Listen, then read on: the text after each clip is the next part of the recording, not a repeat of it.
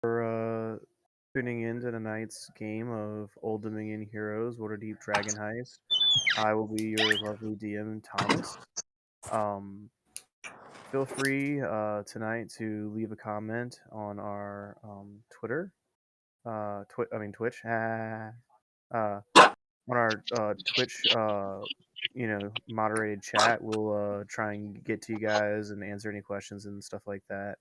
And we totally accept magic beans throughout this entire game. So if you've got, some magic beans saved up, and like tonight you're like thinking, oh, certain player rolls with advantage, certain player rolls with luck, whatever, you know, three party members get blessed, whatever, someone gets healed. Feel free to jump on in and help somebody out with whatever's going on. But that's me. Do we have anything else to say besides Ryan? Do you have any announcements? No, I don't think so. Other than follow us on our Discord channel. We will send the invite in the chat through DM if you're interested to join our Merry and Old Dominion Heroes. And we will make periodic announcements as we pin down the date for our second battle royale, which will be run by our hero and new DM, Jason, who is playing Lesra in tonight's game. And I'll let him speak about that, but it may take place of a rhyme game on a Thursday or alternate in with a Candlekeep game. So we hope you tune in. Usually we have some interactive game or side bet going or bingo board for our players to participate in the Battle Royale insanity. But that's it for me. So do we want to go around and kind of introduce everybody, like who you are, who you're playing, a little bit about the character? Starting with Giacomo, then Misty, Lesra, and then Olan. I mean, I'm good with that, unless Jason wants to talk about Battle Royale. I think most people, if they're watching, they know who we are. So yeah. Okay. So then I will take it away. We find the party after obtaining the Stone of Galore and making their way back to the final vault. You find your way onto three bridges. One of the bridges, the middle one, is the one that led you to the Vault of Dragons, the massive vault containing golden gold coins and precious gems and all sorts of wild, crazy nonsense.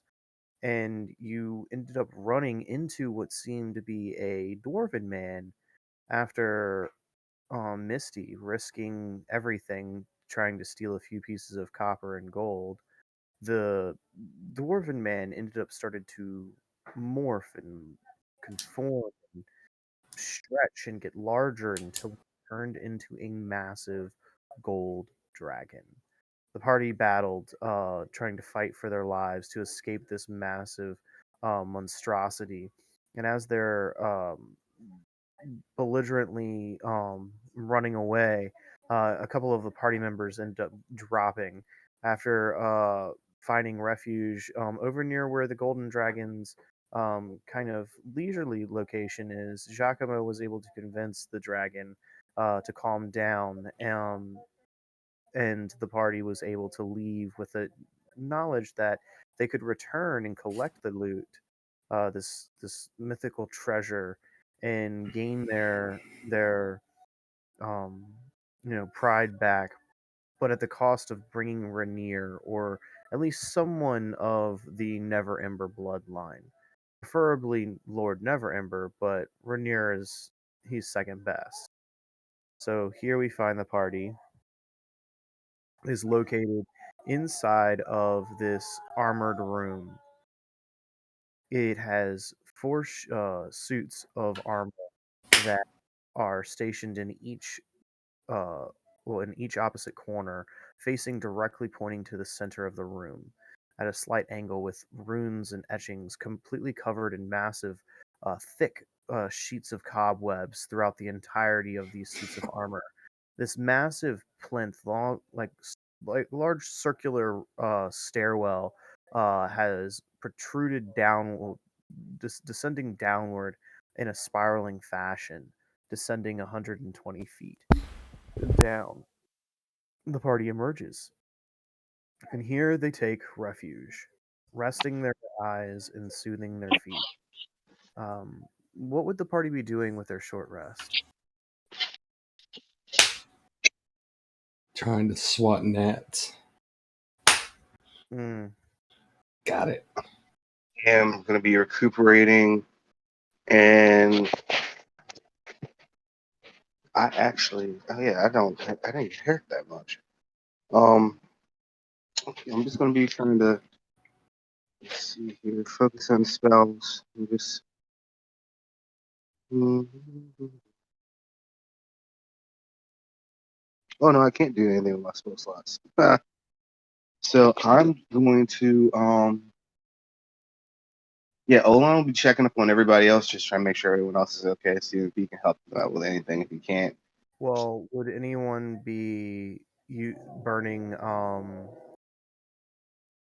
Cut it out. Sorry, my dog is getting aggressive.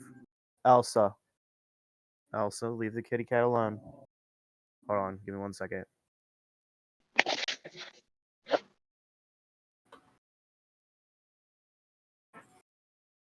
Sorry about that. So you would be able to roll anywhere between all or however many hit dice that you have not spent up since your last short rest.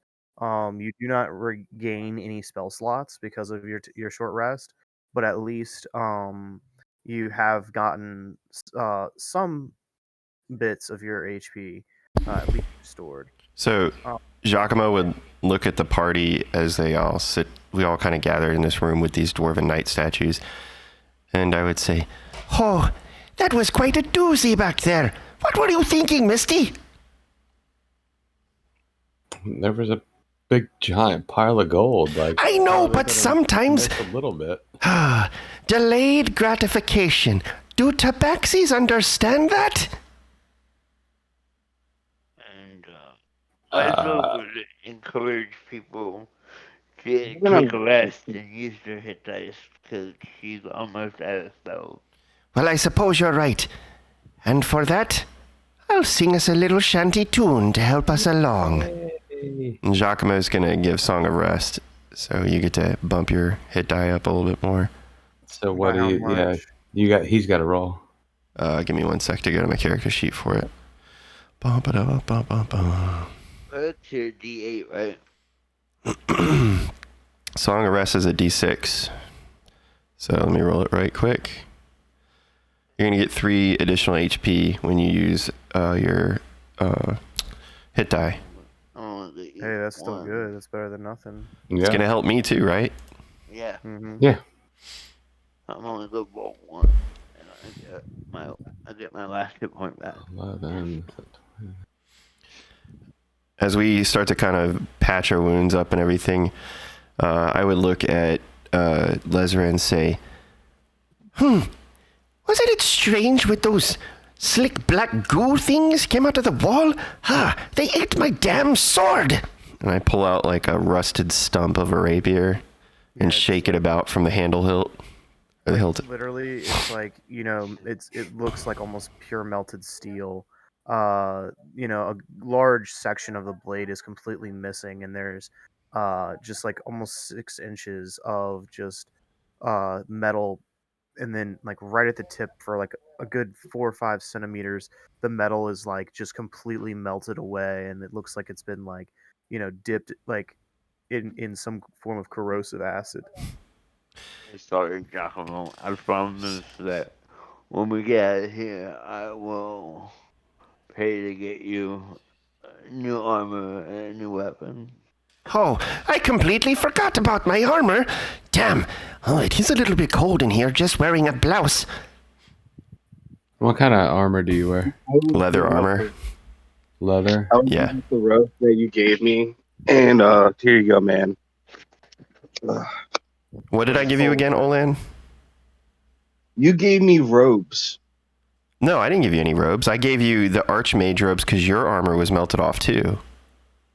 I wasn't wearing them. You were wearing clothes. Yeah, but basically it ruined your clothes. The black pudding attacked you, so you have no shirt on. I gave you the I gave you robes of the Magister, and basically they look like the black robes that the legal people that walk around Waterdeep with the city watch wear. So you're wearing those, and then I'm wearing my common clothes that look like, street urchin clothes. Can you wear studded leather? Yes, I can. I cannot. I have ring mail in my possession that we got off of one of the Shintaram people, and I can't wear it, but I don't think it benefits Lesra because she's full plate, and I don't think anybody else in our party can wear heavy armor. I will. I'll give you my rapier. I have a rapier, so when you hand the rapier out, Giacomo says, well, I guess I shouldn't complain. I do have one sword and a puny little dagger. And I pick it up and kind of like twist the point in my finger, embarrassed that like my two-hand weapon fighting is reduced to the reach of a dagger and a rapier. And I would say, but what I'm more concerned about is my ability to half-wittedly influence things, If we meet someone, I don't think that I can convince, well, maybe one more person or two.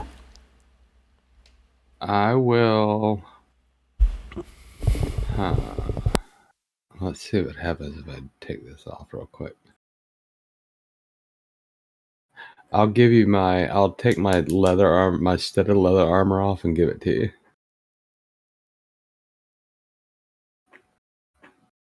So you now have studded leather armor. So what are you wearing now? Nothing. You don't want to have armor on? I'm leaving.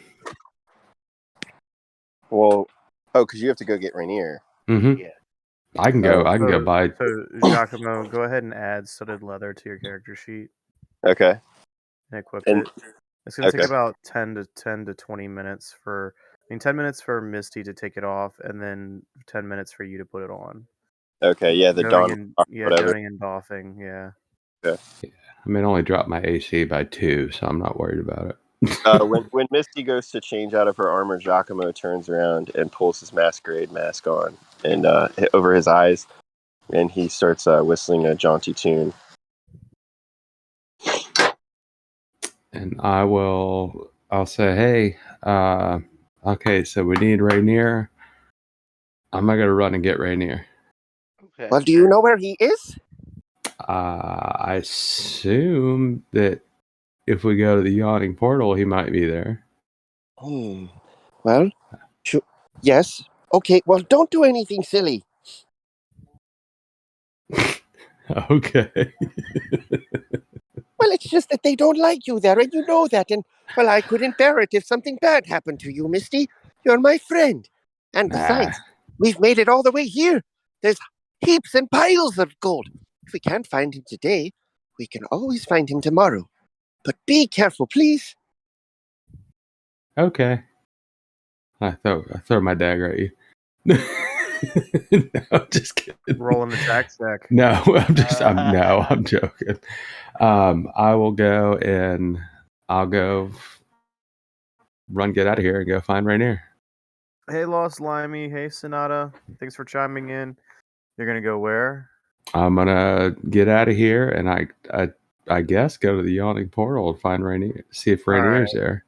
So, first off, you run all the way over here to where this gap is. I need an acrobatics check. Yeah. Hey, DM, can you double click on the mouse with your... Because it'll force zoom the screen. There we go. Thank you. Mm-hmm. Acrobatics.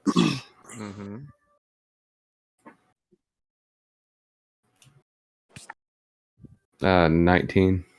Oof, that's awesome. That's what I do.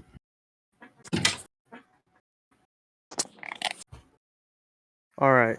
So you, with your grace and elegance and your speed, you just kind of bolt and run as fast as you can, and you hurl yourself across and slide a little bit and skitter and stop. and place your hand against this wall right over here, and you catch your breath and you start to make your way around the corner. Is there anything you want to do like before you like head on out? Like, I'm gonna go back in that room and steal more stuff. I knew you Oh, were okay, I knew you were going. roll me a perception check. Everyone or who? Just me. Just him. Okay. You're gonna get away with it scot free, aren't you? Maybe. Not with a plus. I don't know. +3. Nah. 9. It's a 9. A 9. Is Yeah. it bad that I'm going through my stepson's Halloween candy already? Not at Yeah. all. Dude, opportunistic, man. Nobody's home right now. Why'd you wait so long? I don't know. I Strategy? literally have a bowl of candy that you could eat. My fat ass didn't eat it. All right, so you want to move in that direction? Yeah, I'm gonna go down towards that room. How far are you moving? I'm gonna go right to the door if I can. Well, let's see. I mean, I can move 90 feet a turn. Well, I guess I'm not really in. Whatever. I'm gonna go right to the door if I can. All right, so you get right to the door, and as you do, you hear from way down in the hallway, because you don't have night vision anymore. Yeah, I You? do. You do? I'm a fucking cat. I have dark vision. Up to how far? 60 feet? 60 feet. All right. So off in the distance, you see torches, Uh-oh. and you hear voices. You don't really know who it is or anything like that. But you get up to the door and you press your ear up against it, and the secret door hinges and opens up, and there you stand with the 5 copper urns. Okay, I don't know. Let's see. What did I steal at? I got... Last time I took...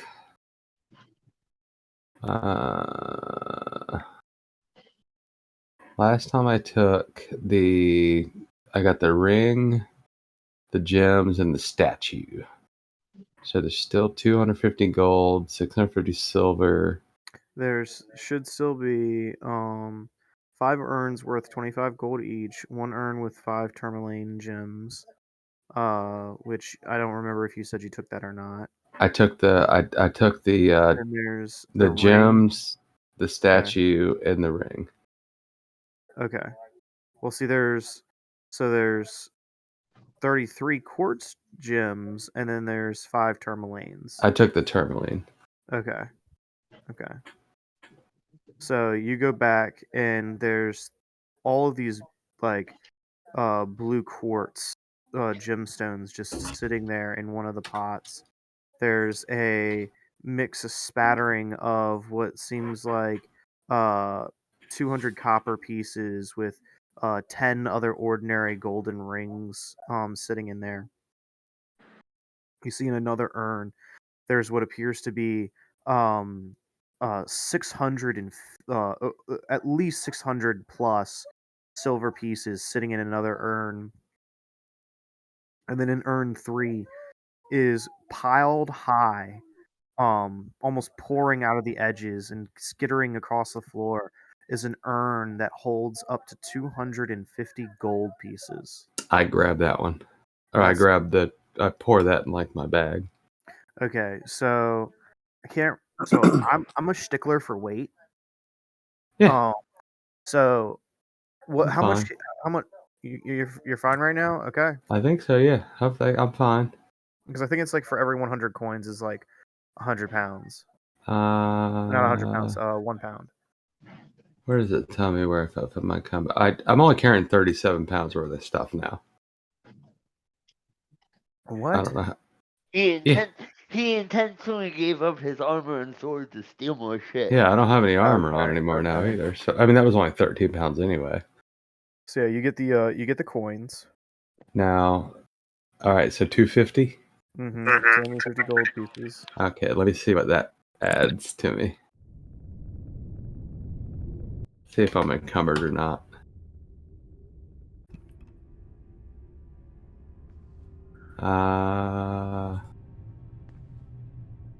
I don't know. It didn't. It says it. Yeah, I don't know. It says 37 pounds. I don't know. Jeez. No worries right now. It's not a big deal. Yeah, but that's all I'll grab. I won't grab anything else. Okay.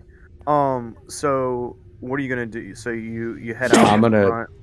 I'm gonna try and go back up the stairs and get out of here and go find Rainier. You Only a good? perception check. Perception. Oh, jeez, an 8. Okay. Hey, you're taking your pool officer with you. Nah, I can. I I got. mean, I can always run. And I have shield. You get to about here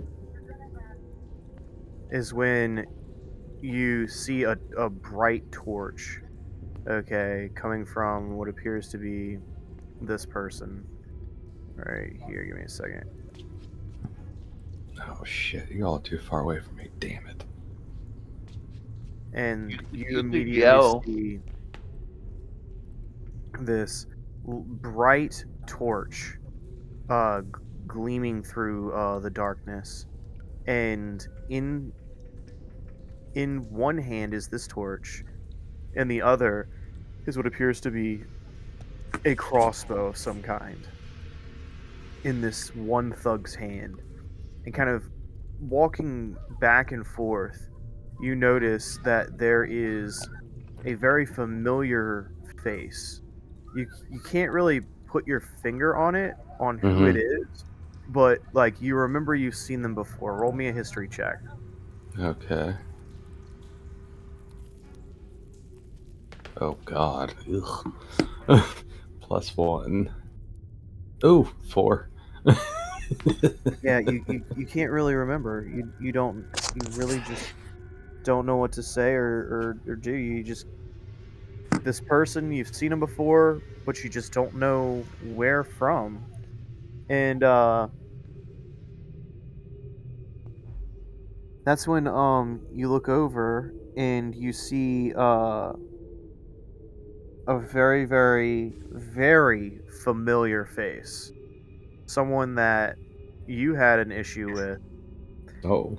A Oh certain rich, no. wealthy man who originally had the stone. And it kind of clicks to you. The guy that you ended up finding who murdered his own mother, Mm-hmm. he stands in front of you. And then it clicks. You're like, that guy, that girl she looks familiar. She's the one that took the stone and passed it off to him. And then smattering behind her is another thug. And another Okay. thug. Oh shit. And then in front of all of them, you didn't really see it before. They were like it's like a backlit with a torch shadow, almost nigh impossible to penetrate the complete darkness and complexity of the figure before you. This Oh hooded, no. dark, cloaked person. Oh no. As they continue to walk forward, you hear a familiar, heavy-footed walk, very similar to that of when the party was leaving with the Stone of Galore and making their way back for the first time. And that's when the familiar sound of a gauntlet is heard, kind of moving through this hallway. And in front of you stands every single person that you have crossed while dealing with this stone. Oh, Uh-oh. you might want to get help. They all are going to make perception checks onto you. You did not know that they were there. So you do not get to roll a stealth check. That's fine.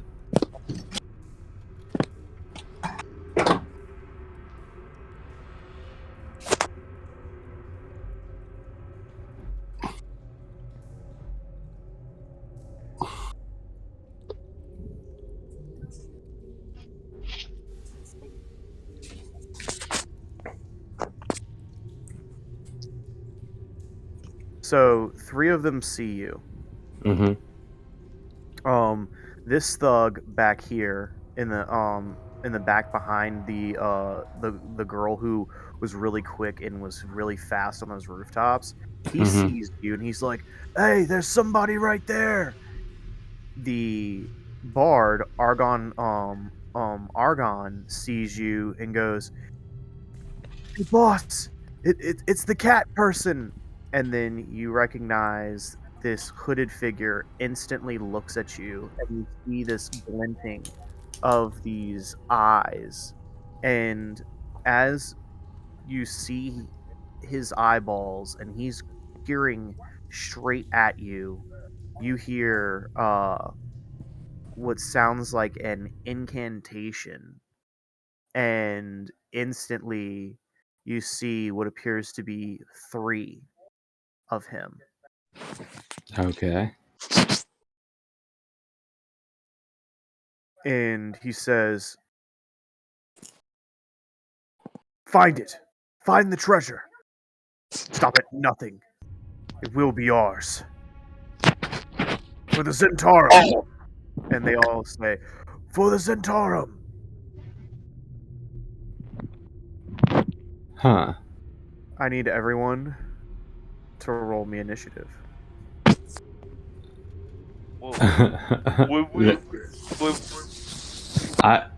Okay, yeah, that's fine.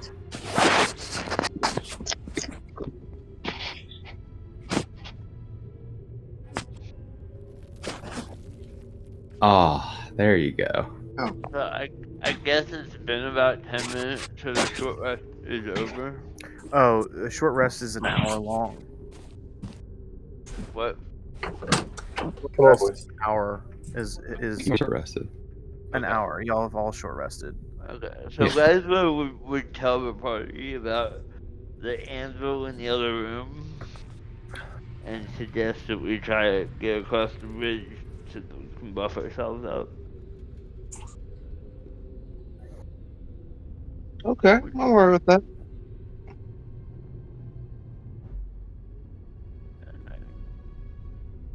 All right, let me clear this out and everybody Oh. re-roll. That way we have I'm not re-rolling mine. Well, you just tell me what you got. I got a nat 20, so 24. I got that and then a D8. Hold on. I got a 17 on mine. 21.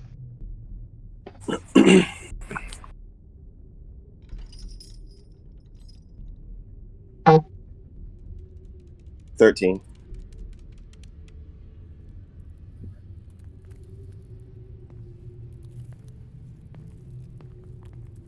Give me 1 second, guys.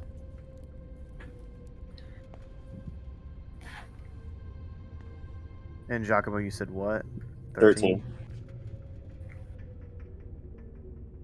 So these are my people.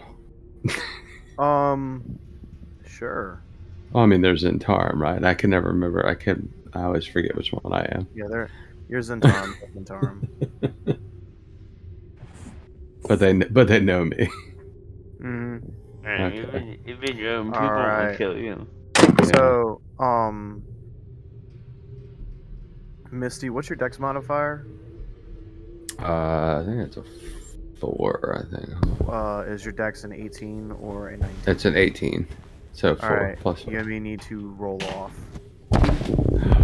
What? Yeah. Roll a d20. What? That's not fair. You beat me. You get to go first. All right. I will. I mean, they know who I am. Yeah, they see you. They say, "There's the cat.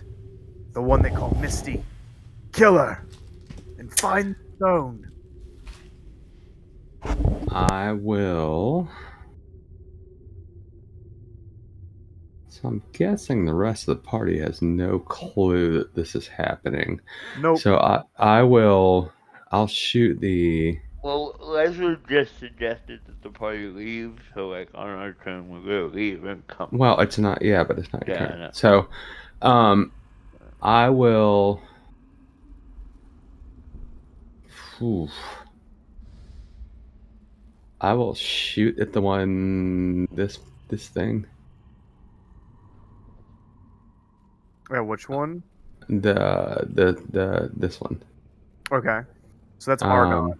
So you're gonna pull out your crossbow and shoot him. Roll me an attack check. Yeah, I guess, and I will use my bonus action to steady aim, so I get advantage. Because they've already said kill me, basically. So. Oh yeah, they want to end you. So They're here to kill you. it's not really a decision at this point. 2 17s. Okay, so 23. Both hit.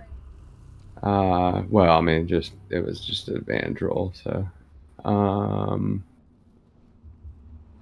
do that. So the first is going to be a 9 plus my sneak attack. 9, so 19 damage. Mm. And then I will book it across the bridge. 5, 10, 15, 20. Wow, I'll get as far. Well, shit. I guess I'll go over to the bridge. I don't think I can make it across. You can. I'll let you try and run. I mean, because let's see. Your movement from this door is 5, 10, 15, 20, 25, 30, 35, 40, 45. And you can move, what, 60? Well, no, I use my bonus action to steady aim. Oh. Yeah. You're stuck. Oh. Yep. So I'll go right here, and then I guess I don't know if they can. Would you let me yell to them? Yeah, everybody roll me. Yeah, go ahead. You can. Everybody roll me a perception check. And I'd just go, shit's about to happen.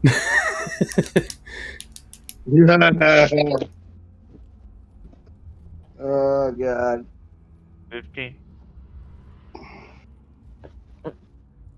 I got a 10. Mm-hmm. What did Giacomo get? A 10 as well.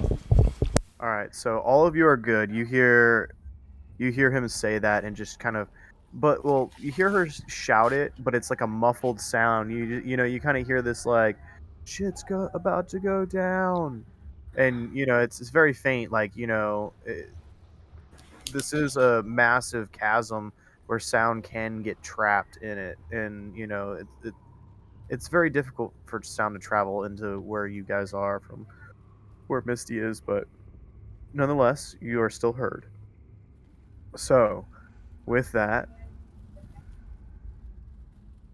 it is going to be her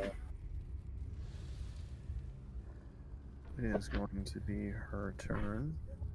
Let me just double check. Okay, cool. 5, 10, 15, 20, 25, 30.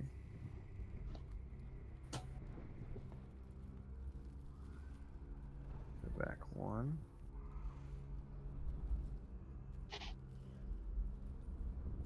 Let's see.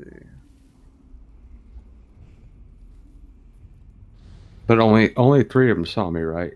Or I guess doesn't It matter doesn't now, 'cause matter. they said. They know in the direction that you had gone. I mean, they're all shouting, So it's going to use the dash action on its turn as well. 5, 10, 15. And it's going to roll a perception just to make sure that it can see you, because I don't want to like, cheese it. Oh, no, it's fine. I'm not worried about it. Okay, so she kind of like gets around the corner and sees a rough kind of guess of where you're at, and she moves towards you. She's in darkness, but she's figuring that the team is going to move forward to provide some shed of light. Mm-hmm. So with that, it's going to be her attack. She's going to do a multi attack at you with her rapier and dagger. Mm-hmm. Oh, let me.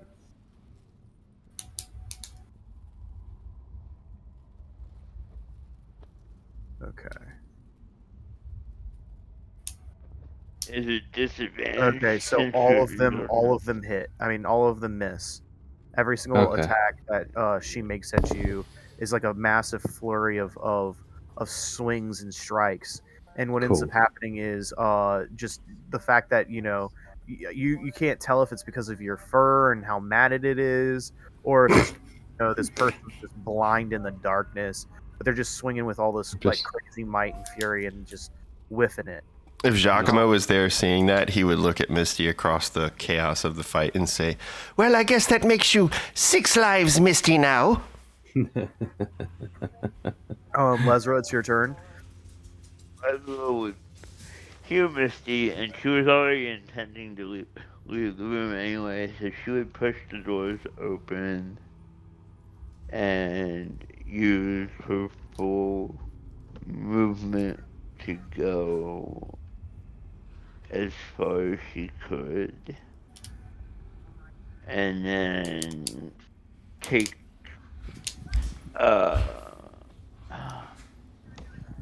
so if I open the door, how far can I get to? What would I that mean, be were like? the Like, doors shut? I don't even know if they yeah, were shut or not. I don't know. The door is temporarily shut. Okay. I would open the door, and I guess I get to about here. Would you say? Oh, Give me 1 second. Okay, yeah. Roll me a perception check. What did you like? What do you get? Let me know.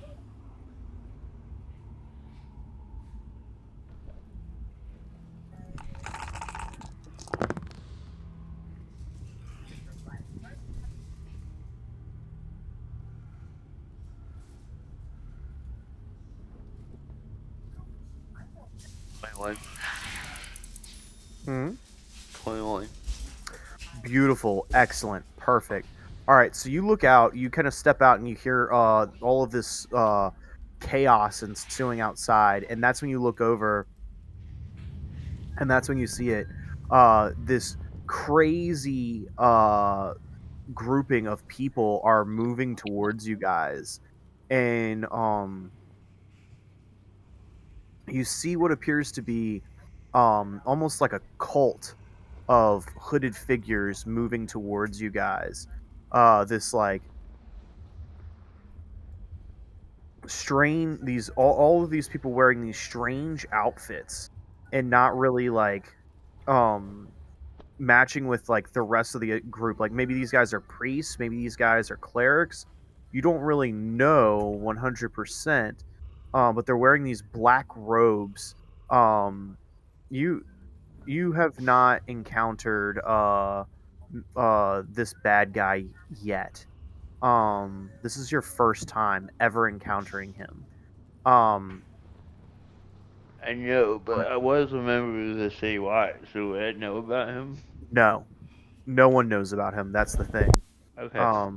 There's rumors, but only talk amongst like high-ranking officials that this person could be even around. But incredibly doubtful.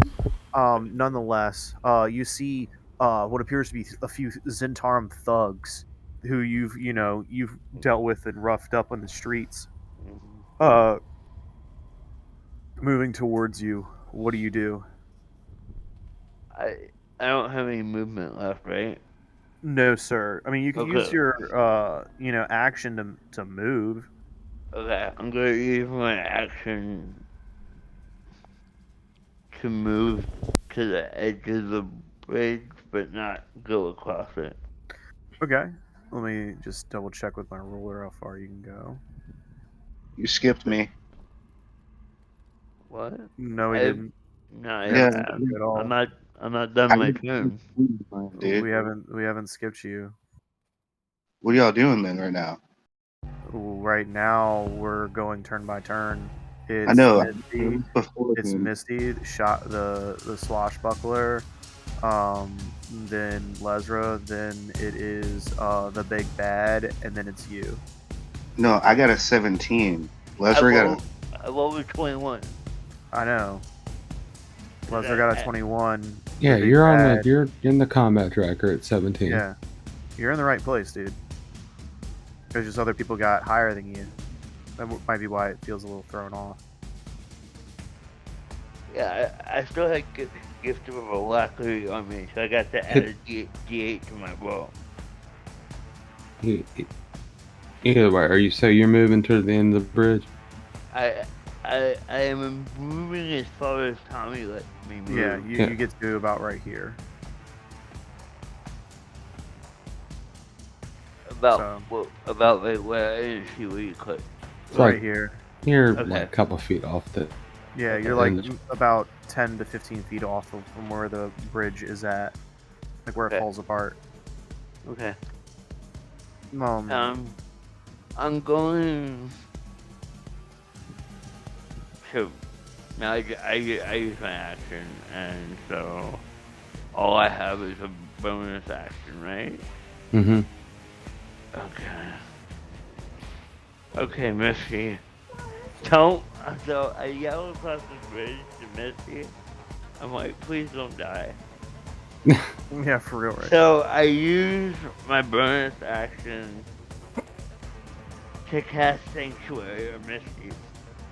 Ooh, very smart. Okay. Mm. Now it is the big bad's turn. Yeah, I mean, I guess that's good, but as soon as I attack, that's gone. Well, I mean, you have to survive all the thugs, so I'm hoping that. Now it is the big bad's turn. Yeah. That's fine. Yeah, I mean, I guess that's good, but as soon as I attack, that's gone. I'm guessing thugs don't have high wisdom. You have to score. survive all the thugs, so I'm hoping that. Now it is the big bad's turn. Yeah. That's fine. Yeah, I mean, I guess that's thank you though. I appreciate it, but yeah.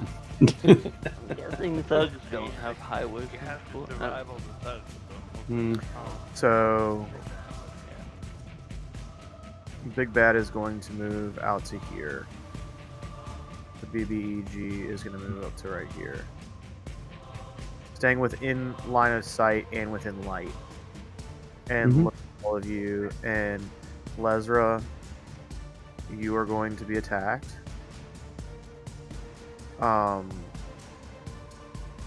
Let's see. You see an incantation and a gesture, and that is when this rather large, incorporeal, almost like a reddish purple hued, like hand slowly kind of is created in front of this guy, and he targets you, Lesra. I need you. So what's that using? Okay, that's easy. That's easy enough. Save. What kind of save? Give me 1 second. Where is it? Okay. That's most definitely gonna hit.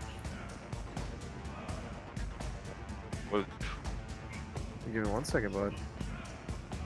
Does a... Yeah, that's definitely gonna hit. A 31's gonna hit you. Yeah, I thought he was gonna hit any level 4 character. Okay, yeah.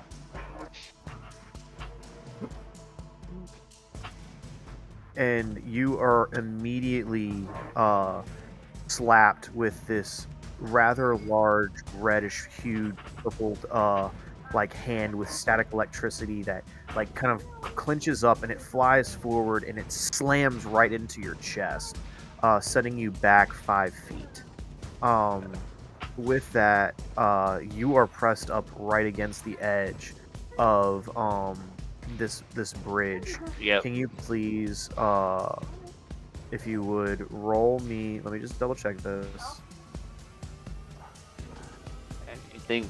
Oh no, you don't would- roll. You don't. I just tell you, and you take a total of 12 points of force damage from this massive hit. Yeah. It is now going to end his turn, and it is going to be Olan Reese. All right, word.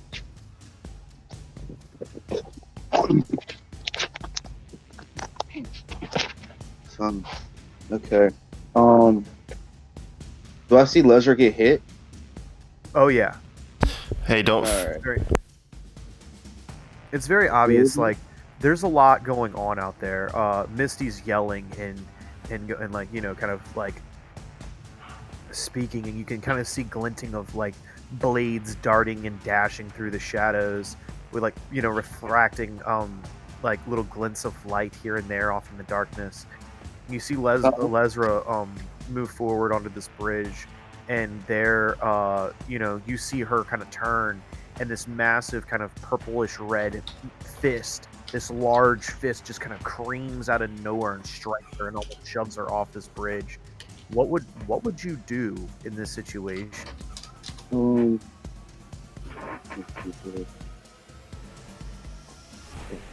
died.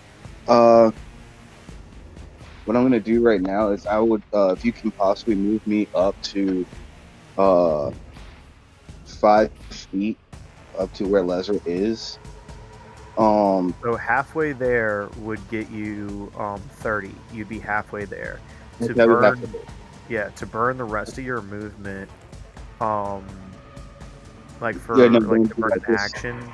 To burn an No, action what would I'm be like DM, what I'm trying to say is I can't see anything on my computer right now, so just move me. If I can't get them, just move me 30 feet to my max movement. Yep, you are standing in the archway of this room that y'all were in. These two massive adamantine doors have been pressed open, and there you see this massive open airway, 60-foot drop beneath your feet, 30-foot ceiling, these three bridges, and you have the one bridge in front of you is collapsing and it's falling apart in places. The bridge to your right on at the top is kind of falling apart as well. It has like a small sorry, path. Jeez. Sorry. It has a small path that you can kind of twist and wind on, but far off in the distant flung corner, on the opposite end of the this massive open way, is what appears to be a group of cultists. Roll me a history check. It looks like it's an actual cult. I got a 17. You recognize him immediately. This is the same MO, the same golden gauntlet on his left hand, the same hooded figure, pale pasty skin with his black hair that kind of comes over the left side of his face. You almost swear that his body looks like it's made out of like water or ice or something. There's just like this weird sheen to it. And he kind of like, you can see the glinting of his eyes, but his focus and attention are strictly on Lesra. I am going to shoot him in the face with a firebolt. Okay. That's what I'm doing. I'm straight up fucking doing it. Fuck this dude. I hate this guy.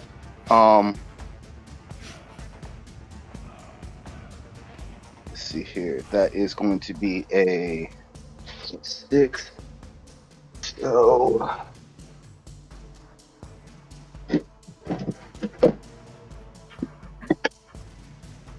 that is going to be a 19, 20, 21, 22, 23, 24. Does a 24 hit him? Let me just double check. Depends.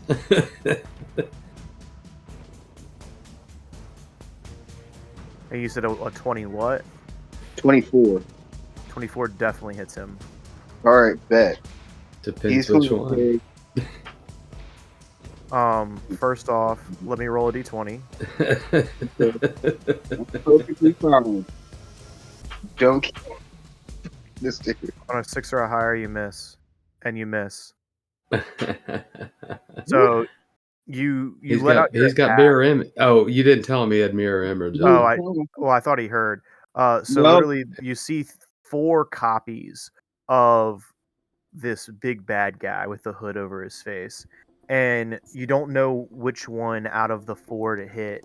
But you let loose this One of the this copies in the face. yeah, and That's all I care about. yeah, and one of the copies is now gone.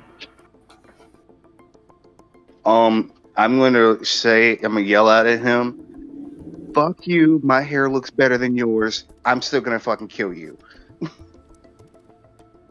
All right. Well, damn. All right.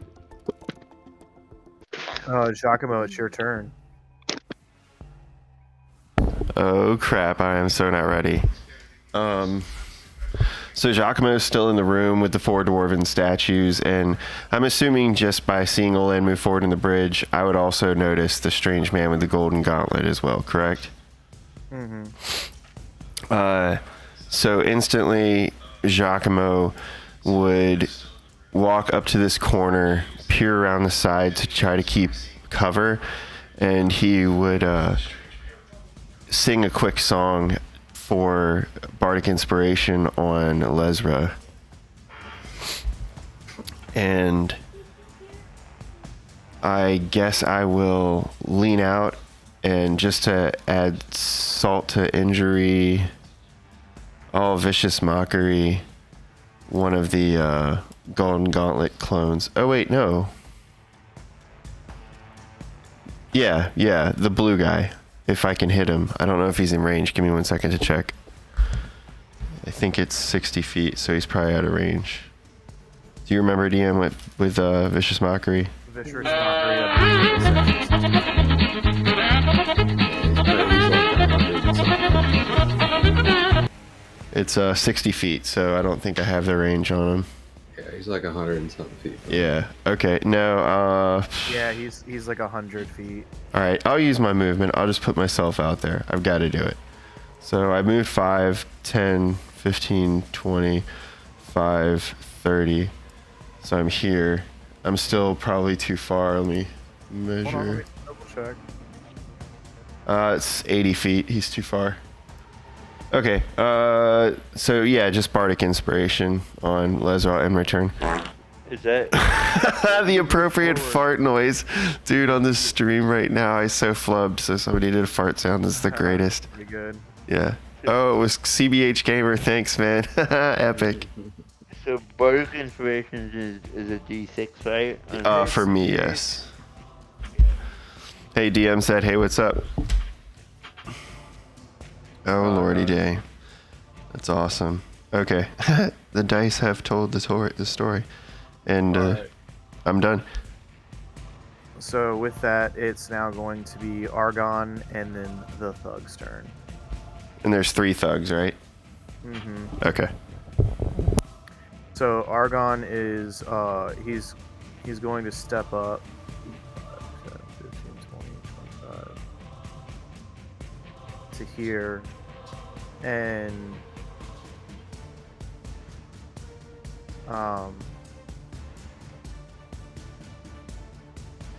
he is going to cast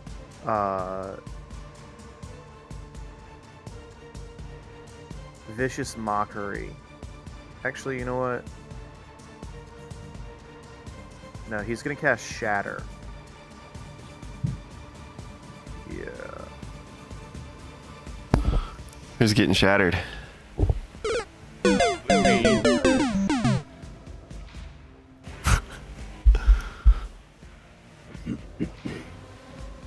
It's definitely going to be in Giacomo's area, unfortunately. Is it? What's the range on that? I've just never heard what Shatter does. Can you tell me what the spell does? So basically what the spell does is it targets a space. Actually, he has to go for Lesra's area. He can't make it to Giacomo. So basically, in a Sorry, Lesra. sphere centered on one point, everything must make a Constitution saving throw. A creature that takes 3d8 takes 3d8 thunder damage on a failed save and half as much on a successful one. A creature made of inorganic materials such as stone, crystal, or metal has disadvantage on saving throws. So anything that is not being worn or carried also takes damage if the spell is hits. So basically, it's think of it like a small, like little AOE area of like everything in this area gets smatawhacked. Basically, snamacked. So let me know. Let me know what you... So what roll do I need to make again? Sorry. Con save, right? Yeah, you're gonna have to make a Constitution saving throw. Okay. And I can only take a reaction, so there's nothing I can do. So I'm just fuck. I just need you to roll a Constitution saving throw and let me know what you get. 7. Okay. That's why I said fuck. Okay, I got you. We are so screwed. We are so screwed. You take 13 points of lightning damage. What the fuck? You said how many points? 13? Mm-hmm. Oh, okay. And then he is going to look at his boss and say, my dear old buddy, old friend, you've got this, my dear old my buddy, my friend, kill them quickly. And then you see like all three of them kind of look at him and smile, and he has like a glint in his eye. So they have bardic inspiration. Fuck me. The thugs are then going to move forward. They are going to move towards the bridge. 5, 10, 15, 20, 25. They can't get out yet. 5, 10, 15, 20, 25, 30. 5, 10, 15, 20, 20, 30. Alright, so then they're going to use their other to move. 5, 30. They're going to stay in the light. 25, 30.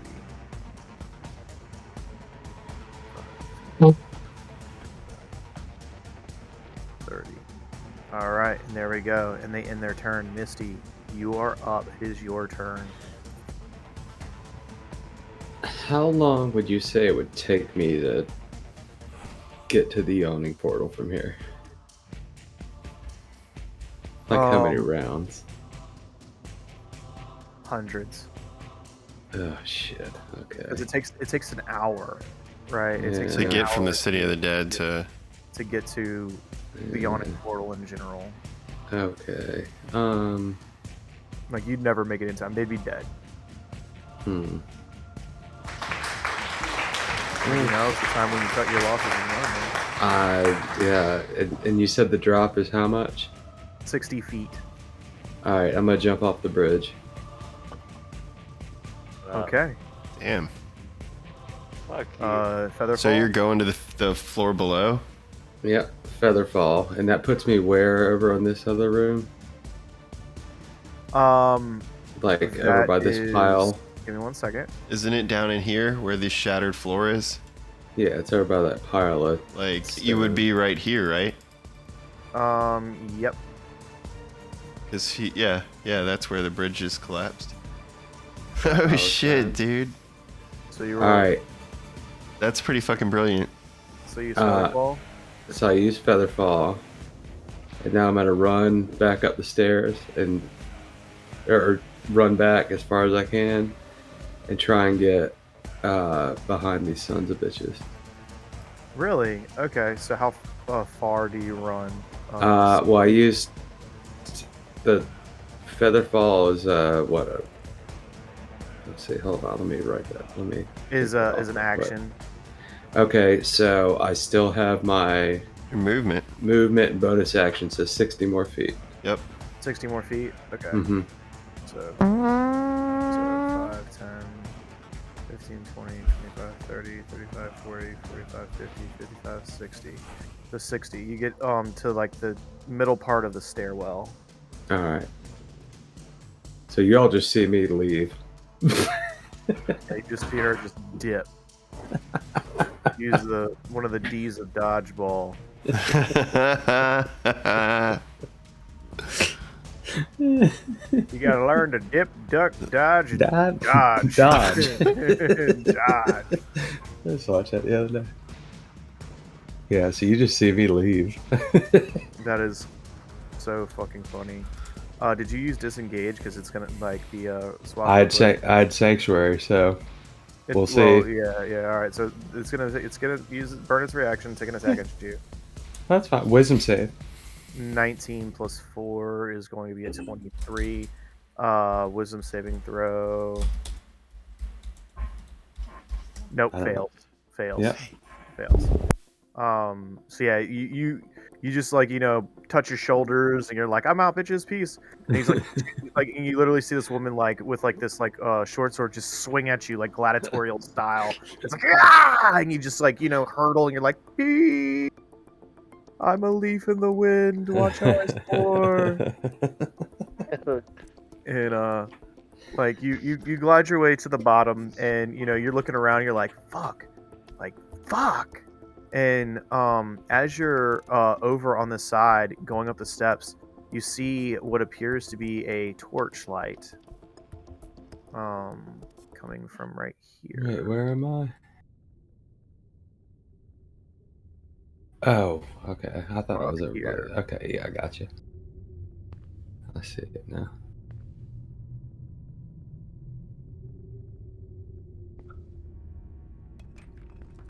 Oh, so I'm basically like kind of here. Yeah. You're like, yep. Actually, we can go ahead and just put you there. Fuck it. Yeah, that's fine. I can move myself. All right. I was doing it too. Sorry. So you can see light, like kind of like peering from at the top of the steps, like as if somebody else is like right there at the top. Gotcha. So yeah, is there anything else that you want to do? No, I mean that's action, bonus action, and movement. So I'm done. Okay. Let's see. So it is now going to be the swashbuckler's turn. Swashbuckler. I had to get away from that. I had to get away from that son of a bitch. Oh yeah, the swashbuckler's deadly. It's fine. Just avoid the swashbuckler at all costs. Oh yeah. He's the only one. He's probably the only one that could have taken me down. Speaking of which, swashbuckler runs and jumps. No. Yes. And it's successful. You see her run at full tilt, hurdle, and jump. And as she does, she lands right on the edge of where this stone bridge is. And she looks up with this huff and this grin on her face. And you hear her say, "You're all dead." Not yet. And yeah, so she ends her turn. Let's see, well, she'd run, move, jump, that'd be an action. Then she will 5, 10, 15, 20, 25, 30. She'll actually get right up in Lezer's face. But Oh she can't no. Did I get an attack of opportunity? No, Why? you don't get an attack She of just moved up to opportunity you. for that. No. Silly rabbit. That's not how it works. No, we can't myself. Oh, I don't have that Pete. Okay. I'm used to being a paladin. Well, even then, like, you don't get an attack of Yeah, opportunity. it just moved up to you. Well, it's only when they're leaving your threat space. If you're a pole master, you get it when they enter too. You're not though. I know. You don't know that. Do not. All right. Anyway, back to what we were doing. Lezra, it is your turn. This woman, you've encountered. You haven't encountered her before, but she's looking at you with bloodthirsty grin and this can-do attitude. She's just smiling at you, swinging the short sword, and she's got what appears to be this rapier in the other hand. Sorry, it's a dagger and a rapier in one hand. And she looks at you and she says, "I hope you're ready to die."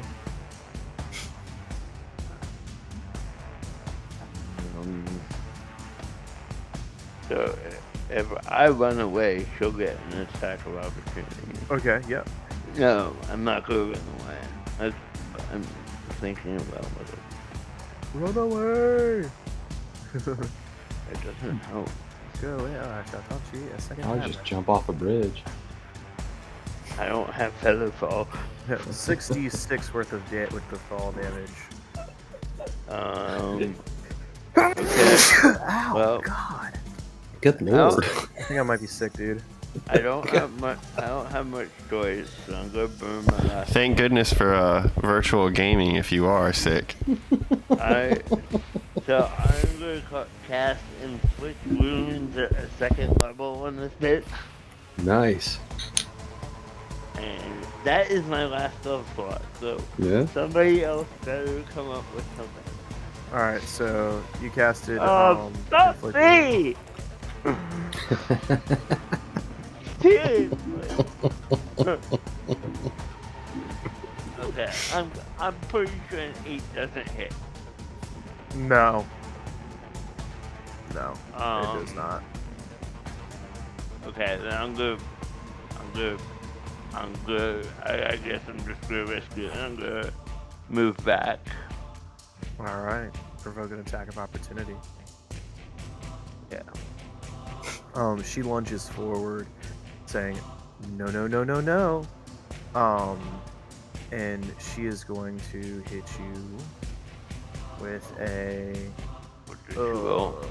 15. Does a 15 ain't gonna hit you? Your AC No. is 20. So literally, you step back and she lunges at you, and with your shield, you just kind of deflect it, and the blade kind of bends and warps. Well, bends a little bit, but then goes back to true.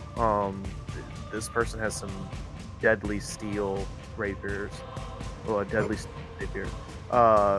Now it is. Well, going to I'm be- gonna take my movement because I haven't Sorry. moved. And I hold get on, you'll be up here in a couple that. seconds. Okay, cool. All right, so now it is the BBEG. So he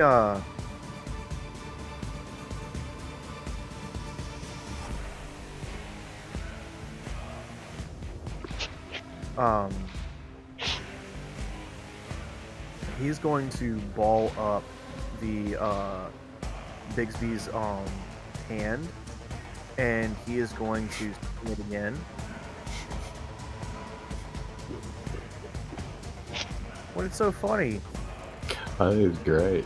I love it. I could just leave you motherfuckers right now. It wouldn't matter. We lose the game. Oh, forgive me.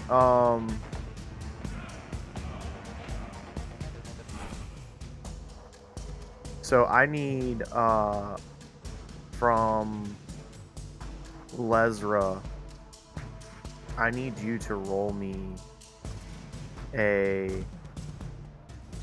strength saving throw.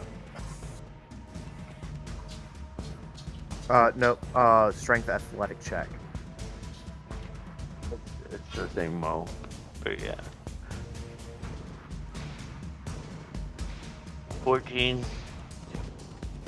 Alright, I rolled an 18. So, this hand is going to attempt to push you off the edge of this bridge. Oh no. Roll me a dexterity saving throw. That's not gonna happen.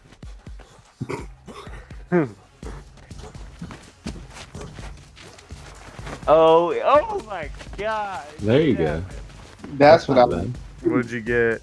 20. Damn, dude. Oh my god. So literally, this is what happens. You all see Lesra, this massive big beast hand, swoop over an open-handed smack into Lesra, and literally she falls off the edge of this bridge. But in doing so, she reaches out and instantly reaches up with her plate mail, gripping onto the edge of this bridge, not falling to her potential demise and death. The enemy grits its teeth, smiles, and says, "One down, 2 to go." And he is going to move here.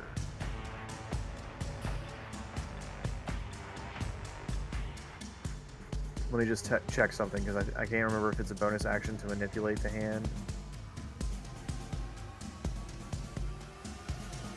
I think it is.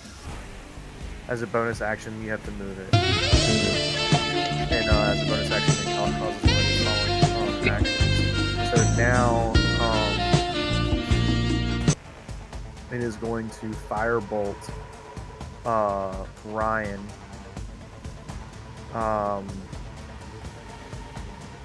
Just double check. Which one? You talking about RJ or me? It is going to hit RJ. Okay.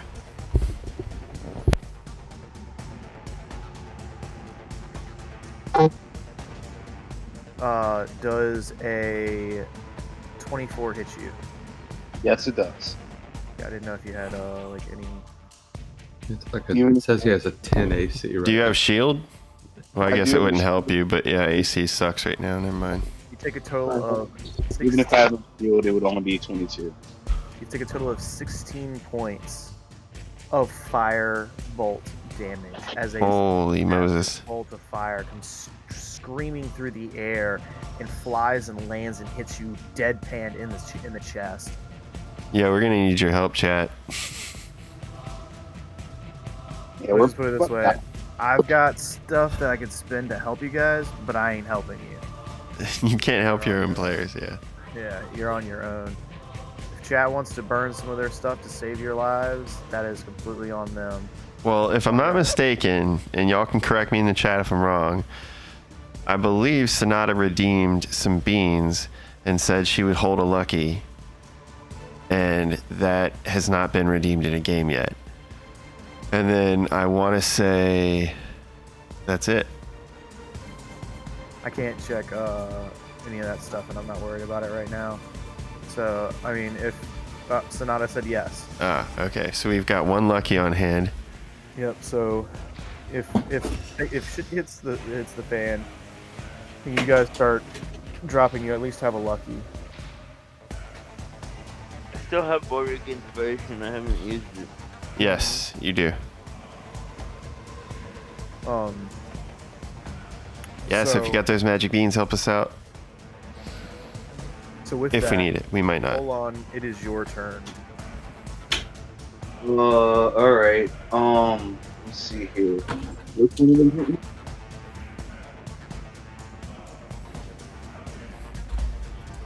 Again, CBD and Limey.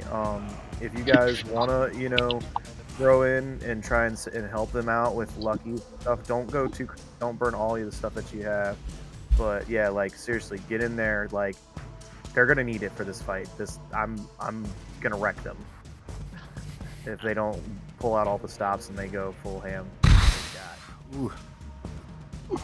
Let's just put it this way: had Misty not gone and stolen from the dragon, they would be prepared for this fight. But because Misty did what Misty did, it set y'all all up for failure. Yikes. The fuck? Hey, but you know what? It's predictable because when have you not done crazy shit during this campaign? Why would you put me in a room full of treasure and I'm not gonna steal a gold piece or two? Right? Facts. Yeah, dude. Facts. All right. So again, Played to alignment very well. I'm going to Chaos Bolt this person over here that's on the bridge with me. The chick right you're here. going for the swashbuckler. This is like the first time the swashbuckler's been hit. So yeah, go for it.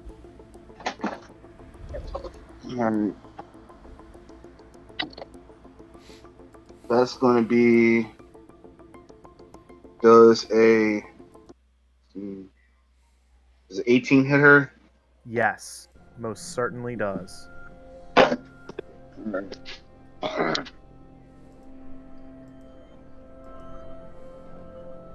So 8.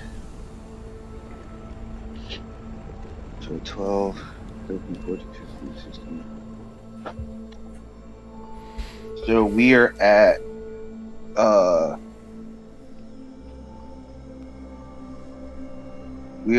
a total of 16 points of damage, and it's going to be force damage. Okay. So you let go of this crackling bolt of energy, and it screeches and screams through the air and slams into this woman who you've encountered before, and she kind of takes a step back and slides a little bit and grits her teeth and takes out her dagger and inverts it and says, "I'm coming for you next." Bring it, bitch. So Don't taunt a swashbuckler. yeah, don't taunt the swashbuckler. You're gonna die.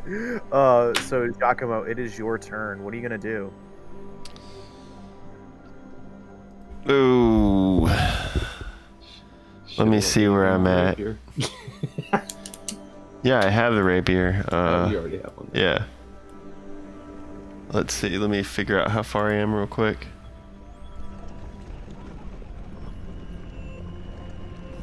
Alright, so I'm gonna try to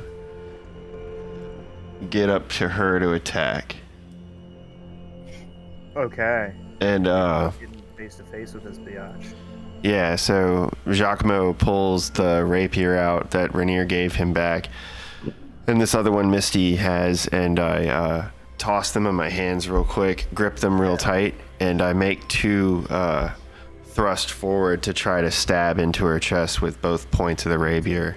So you Well, no, you didn't want the rapier that I gave you. No, I did take it. I thought I took it. You said you had one. Oh, so I have a rapier and a dagger. That's fine. Okay, rapier and dagger. I'll go with it. Either way, 2 attacks.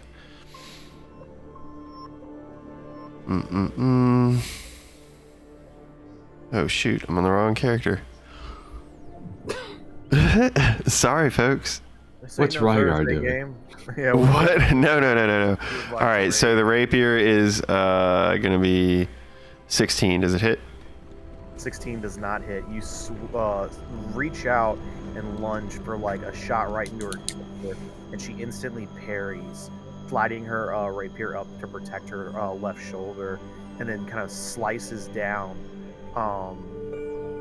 and like kind of swishes your blade away. Give me 1 second, guys. My son is. You don't mess with a swashbuckler. Come on, dude. We don't have much of a choice. She's coming. You don't do it up next to it. Okay, buddy. I love you. Good night. Do it from far away. So I don't know these things. You're gonna. Oh shit. So now it is. Oh no! Can I make my attack with my dagger? Oh yeah, I thought you already did. No, I did not. No, you didn't. You did not. The dagger is a 23. That's a hit. And it's going to be 7 points of piercing damage as I lunge forward and stick it into her neck. You hit her more so in the collarbone. You reach out Okay. and try and get her in the neck, and you take a good chunk out of her left like collarbone, and she kind of winces and she says, "You fucking son of a bitch!" And she looks like she was gonna go for Olan, but now her attention is definitely on the throat stabber, which is you now. Okay. She's completely intent on going after you. Argon steps forward and he comes over here and he looks over at Olan and says, "Oh, wait a minute. I've seen you before. Aren't you that Daddy's boy that Reese, the one that Daddy abandoned him and scorned him. Yes, you're that Olan Reese character. Oh, you're such a joke. And as he says this to you, you just feel these horrible words hit you as you feel yourself being viciously mockeried. I need you to roll me a wisdom saving throw. You hit you with a vicious mockery. That's low. Nah, That's low. That's mean. You said a wisdom saving throw? Yes. Nat 20, bitch. Nice. And so what kind of 21 what would you say back to him? Like you know he's insulting you. What would you say back to him to kind of add some salt to this wound? You disloyal bitch-made motherfucker. Your mother left you. And he looks at you and he says, "My mother didn't leave me. I killed my mother." And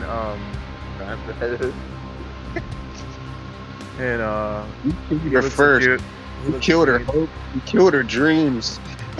You were there. You saw what happened. And it's Giacomo's turn. Giacomo, what are you gonna do? He already went. Oh wait, Yeah, I already went. Thug's turns. It's the Thug's turns. So Thug on the lower bridge steps forward and he's going to take a shot at dear old Giacomo. Y'all really gonna kill me? Well, that's the intentions.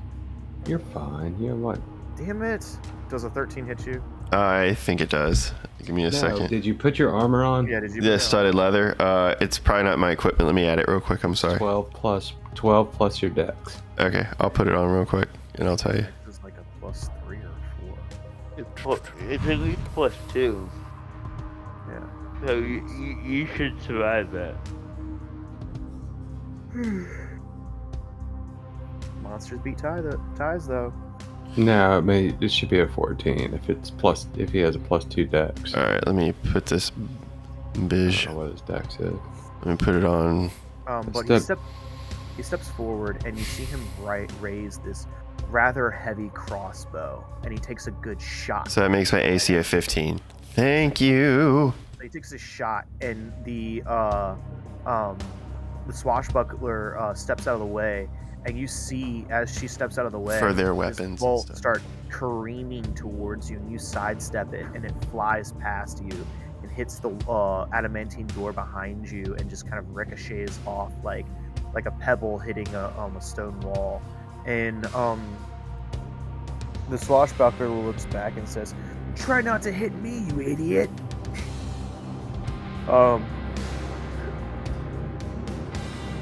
The other two thugs, they start to load their crossbows. One is going to take a shot at Giacomo, and the other is going to try and take a shot at Olan. So the first one's coming for Olan. Does a 16 hit you, Ryan? Let me check. So that's what... No, it is not. Okay. So the bolt creams right past you, and it looks like it would have hit you, but this magical barrier that you've placed over yourself kind of goes off, and instantly your mage armor protects you, and the bolt ricochets off and falls 60 feet, clattering down to the bottom of this massive pit beneath you. The second one takes its shot over at Giacomo, and the bolt flies true. And Giacomo, does a 17 hit you? I think you said it was a 15, so this one would definitely hit you. What was the strike? It was a 17. Yeah, it hits. So you're in the middle of a fight. You sidestep this one bolt, and it flies past you. The swashbuckler's like, "Try not to hit me, you idiot!" And right as that happens, you kind of like you're like, ha ha ha. I step into the next person shooting me.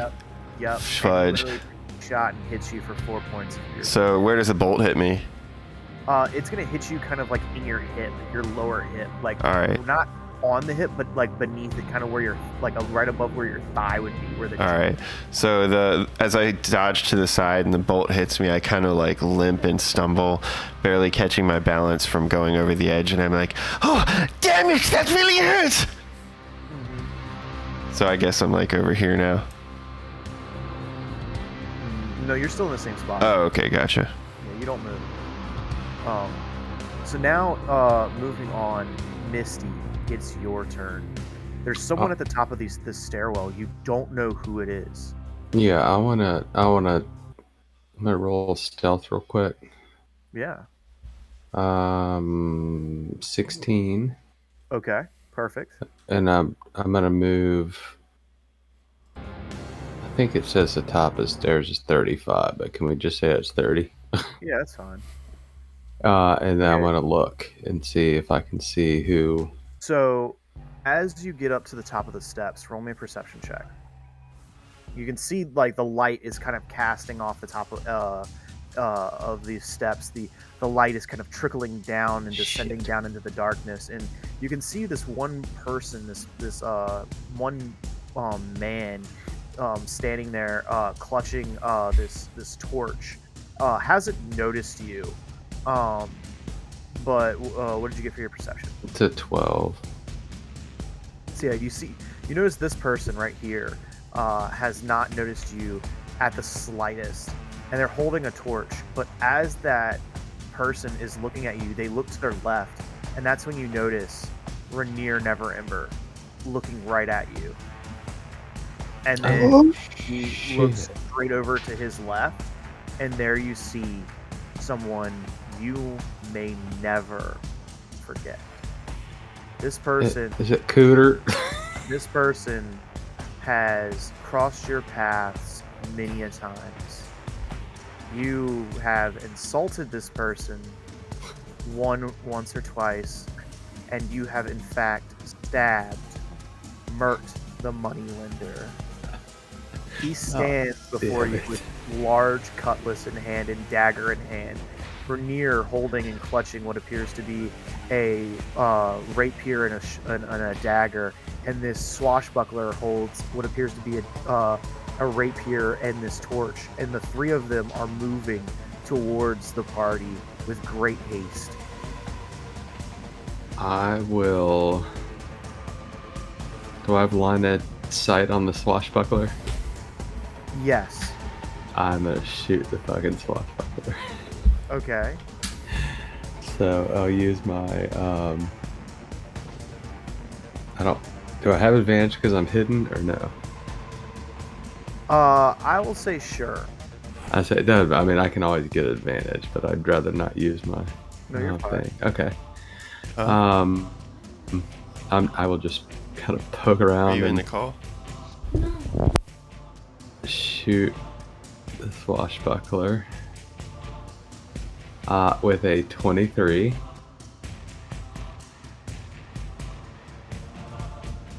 Okay. And then That hits. Hold on. Oh god, garbage. 5 plus another 8. So that's gonna be 13 damage to the swashbuckler guy. Okay.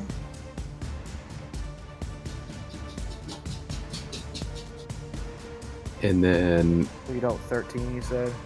yeah. I can't really move or do anything. I don't. No. I guess you I did can. reveal yourself. I mean, I could bonus action hide, but all these are really high too. Down the bottom. Well, I guess I could dash if I really wanted. Yeah. I don't think it'd do me any good. I'll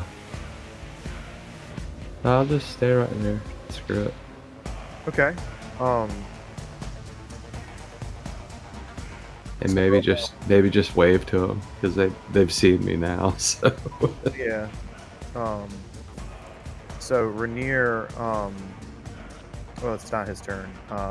So it's going to be the swashbucklers. They're going to make their 3 attacks on the Giacomo.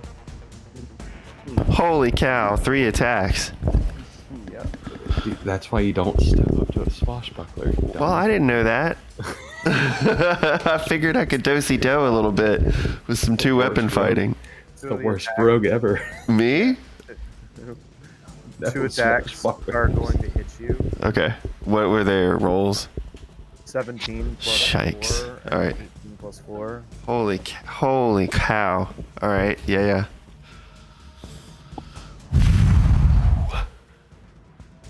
Figured you of all people would know a swashbuckler. I played one, but I wasn't thinking, I guess. I just wanted to get in and help Olan. The third one didn't hit. You lucky bastard. You take 3 points of piercing damage from the rapier, and you're going to take 4 points of damage from the dagger. You take more points from the dagger than you do the rapier, dude. Oh, you got so lucky. So 7 total points of damage. Yeah, you are lucky as shit right now, dude. All right. Roll a 1. Hey, what was the damage from the arrow bolt? I forgot to take that off as well. Shoot. I can't remember. Don't worry about it. You sure? Do like a base of like 3 damage. All right. Actually, I do think it was like 3 damage. I don't remember. All right. Shoot, I'm at 17. 17. Woo. Yeah, y'all are screwed right now.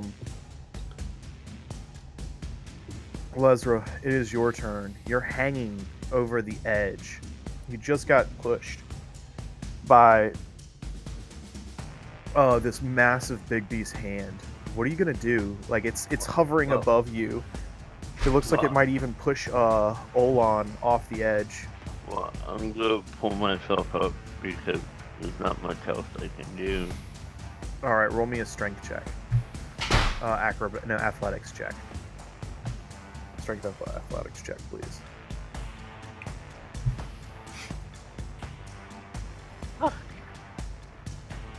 I'm over to 5. All right, Oh so my gosh. you start to try and pull yourself up, and as you do, one of the cobblestones instantly snaps away, and you look at your hand, and the rock is just like been jolted from the wall, and you look at your hand as it's falling, and you drop the rock, and you instantly reach. Did back you use out. your bardic inspiration? It's a D6. Use your bardic inspiration, dude. Oh no. I wouldn't burn it on this. What would I need to survive the fall? What? To not fall. You're gonna need to roll at least a 10 or more. Yeah, I mean it's just a D6, so it's not I mean, gonna help.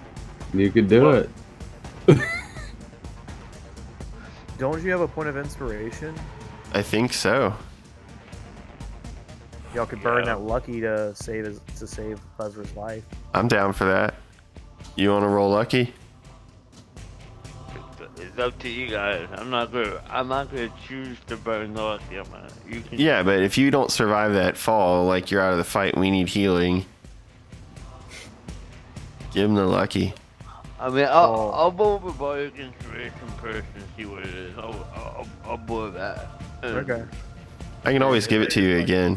Like CBD Gamer, like Lost Slimy, like Yeah, you know, I'm over to. if y'all got like beans and you're you don't want to see them die, right now would probably be the best time to spend those beans. Okay, so now I have a 7, which is still not enough.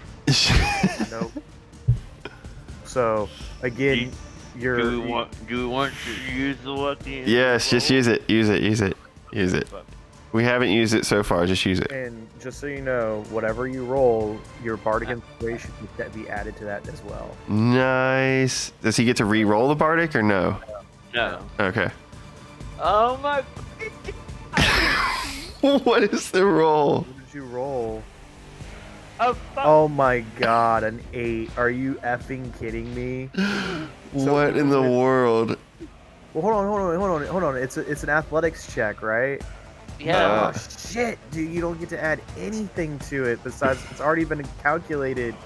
Oh my god, you just needed a 6 or better. Somebody. I know. Oh my With gosh. with your roll, which is a +3, +1. Okay, hold on. Somebody gave you advantage, and then somebody gave bless. So Cheating at our own game. I didn't do that. I know somebody else did. I don't know who. Oh my gosh. What do you want me to do, DM? Thank you, Limey, for the advantage, and thank you, VA Messenger, You for. want me to reroll again? Okay, you get to roll again. Okay. So and then add a D4 to it for bonus, yes, yes. right? Oh, finally! Oh my God! Please roll bad. Damn it! Yeah. Son of a bitch. I honestly, it would just be amazing if, like, literally, like, you just rolled horrible. Like, tonight was just not your night, and it was like, all right, tonight's a whole TPK. Great job, guys. We're going into Dungeon of the Mad Mage with all new characters except for Misty. Yep. I'll get the hell out in a second. Well, all of the characters. I'm getting out of here, Tommy. What are you talking about? I'm leaving. Good I'm luck. due. I rerolled an 18, so I passed, right? Yes. Okay, so I pull myself up. You pull yourself up, and you get yourself up to the top, but you're huffing. The bricks have been falling. You've been scratching and climbing your way up. It's like almost like a gift from the gods, the Twitch gods. Thank you, Lost Lemmy. Thank you, VA Messenger. Yeah. Gee, wonder who that is. Yeah.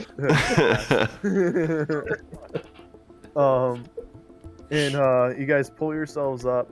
You pull yourself up, and you get yourself up there, and you're laying on your back, puffing and puffing and breathing and you know, just wheezing for any bit of oxygen. And you sit up, and there you see it. You're still in the thick of it. Like, there's all of this crazy chaos going on. Fireball flying through the air, spells popping off, insults, blades clashing and swinging, and arrows flying left and right. You've never seen such a battle, such as grand as this. Did that burn on my movement, or did that burn my action? I will say that will have unfortunately burned your action. Okay, but so you still have your movement. I'm going to retreat. Like, run away. No, I can still do stuff. I'll say, by the way, Giacomo. Yeah, what's up? And Olan have bless. Oh, nice. Thanks. Well, it's blessed. So I'm gonna need it. I'm gonna need it. I'm gonna hide. I'm gonna end my turn. All right.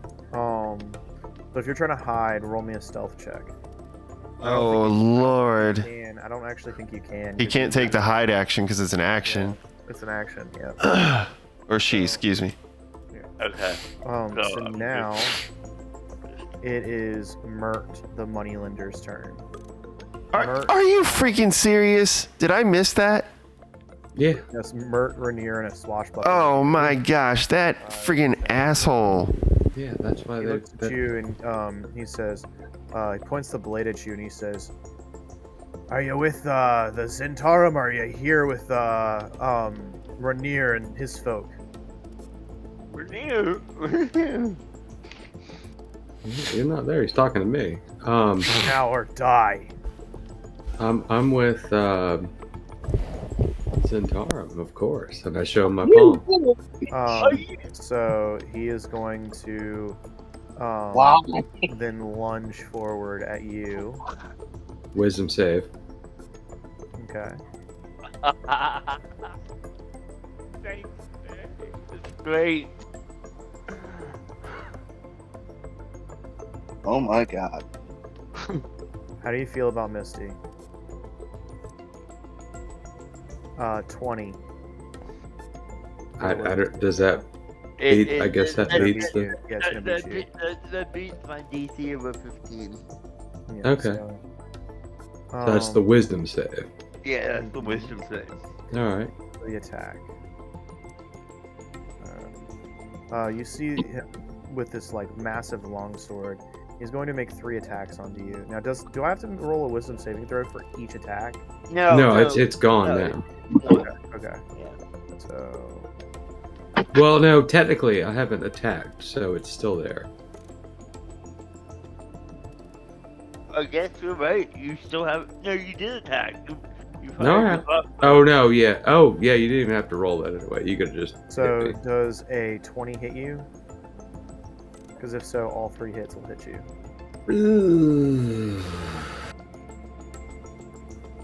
Yeah, because I gave my armor up, so my shield. No, yeah, they all hit. Okay, so for the first hit, you're going to take 13 points of slashing damage. Oh god.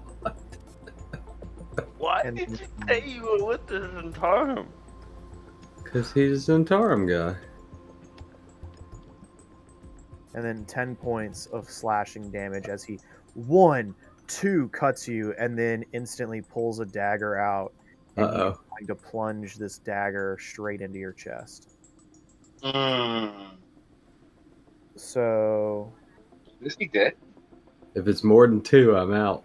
10. It's 10 points of Alright. piercing damage. Are you serious? I'm out. Directly to your chest. I'm out. Whoa. And you have no idea where I am. Whoa. The only person who knows where I am is Lesra. So And you hear Rainier say, "Mert, what was that?" And he says, "A dirty fucking Zent. We don't need any of them running up in these streets anymore." And Rainier's like, "We need to help him." He says, "Leave him." Stabbed me once. It's not happening again. And when they move, 5, 10, 15, 20, 25, 30. So he moves back here. It's going to be the BBEG's turn. And ow! God! Jesus. Good dude. God. I've been sneezing like Are crazy. you dying? That guy's sick. Yeah, might be.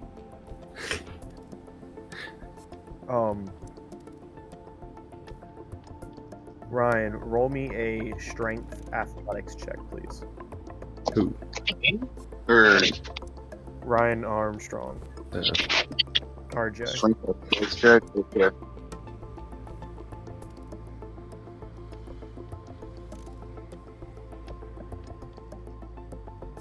That is. Let me a 16. A 16. Mm-hmm.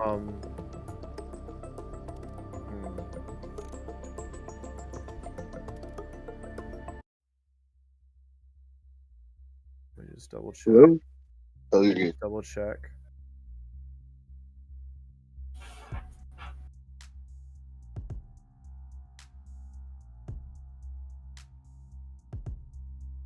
Okay, so it's based off of his spellcasting modifier. Okay. You got a what again? I got a 16. All right, so you fail. Roll me a dexterity saving throw.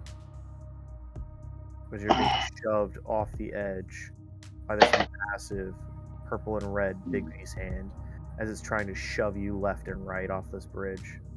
I got a 19 on dexterity saving throw. All right, so you reach up and you grab the edge, and it kind of knocks you halfway off, and you're kind of like halfway on, like your arms are dangling off, but your feet are kind of still on the edge, and you know, like you're like gripping with your left arm, trying to pull yourself back up on the edge of the bridge, but it's incredibly difficult. And as he pushes you with one hand. Oh, my wife kissed me. He's so sweet. He is going to then firebolt your ass.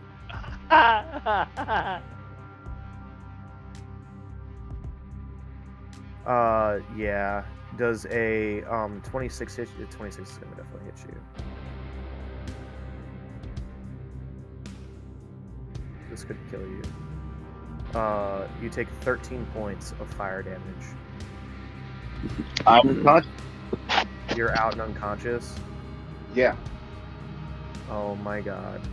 I mean, oh, fuck. And holding on to the edge of the bridge. Alright. This is what I'm gonna do. Just kill the rest of us. Wait, did Olan just go over the edge of the cliff? Did I miss something? Roll me another dexterity saving throw. This is death or die. Wait, Olan just went off the edge? He's about to. Oh shit. If you've got some way to save him, 19. a 19, like a feather fall or something, let me know. Well, you just said you rolled a 19, right? Yeah. And he's good, right? No. Not with a 19? You see his body is like limply hanging over the edge, and as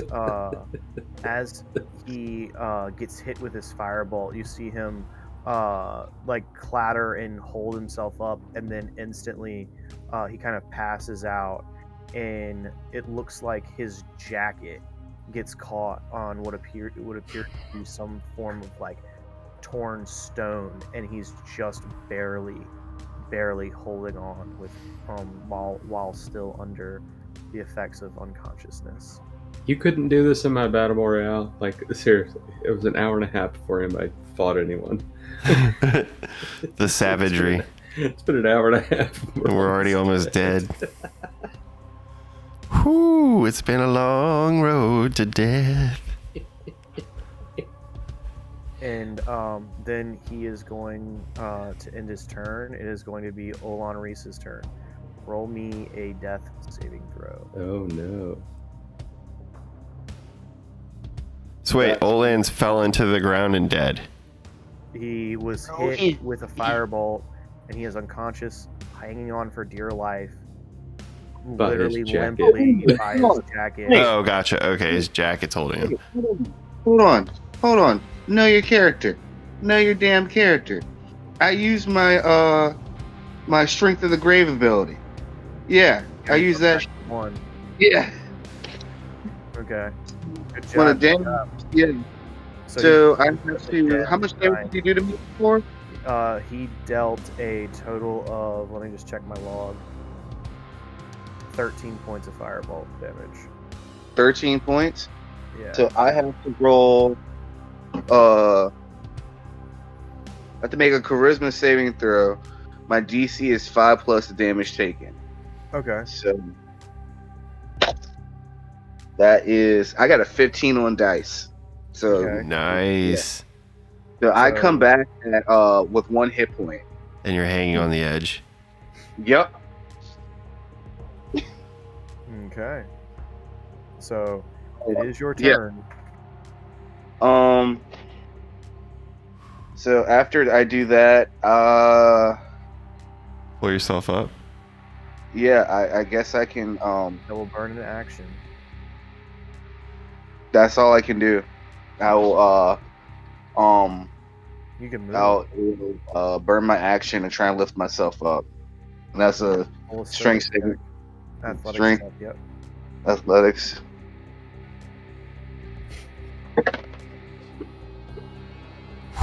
That is a So 17. great. 17, he said. Yeah, That's a pass. So you pull yourself up, and you're like getting your leg and arm and your rest of your torso up and above the threshold, and there you finally pull yourself up and over, and you're laying there on your chest, kind of right beside the edge of this massive drop, Yeah. 60-foot drop. Yeah, and in my turn. In my turn. And there is a massive big beast hand floating right above your head. So now it is the swashbuckler's turn. No! You're so dead, Ron. Flub your rolls. Flub your rolls. Flub your rolls. You're so dead. Yeah. Hits. Oh Oh, wait, no. Why'd you roll it? Oh, that was Lesra rolling an athletics check for some reason. One will hit you. Okay. Okay. Okay. for 5 points of slashing damage as this dagger is dragged right across your left arm. Okay. So like this massive flurry of blows just comes flying at you, and almost all of them tend to miss. It is Giacomo's turn. Then up next will be Rainier, and then Argon and the thugs, and then back up to Misty's turn. All right, so Death here- saving throws. Here we go. Bonus action, tumbling, and I will disengage. Okay. So no attack of opportunity. Huh? Hold on. Okay, you're good. So disengage, and I will use my regular movement. I guess. What would you say? This is 30 feet. Yeah, Okay. that's less than 30 feet in my opinion. Oh yeah. 15, 25 feet actually. Okay. Okay, so 30 would be. I see where it is. All right, so I would move over to Olan, and how am I gonna do this?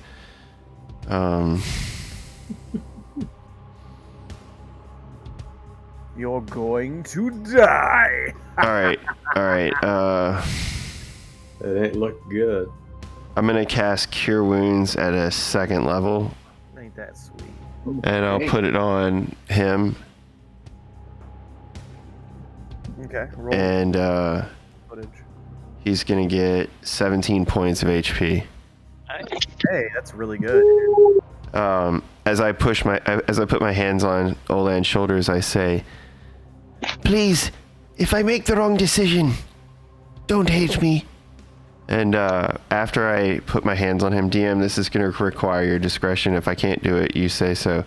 I would close my eyes, and I would say out loud at the top of my lungs, "Galore! What must I do to save my friends? How do we get away with this?"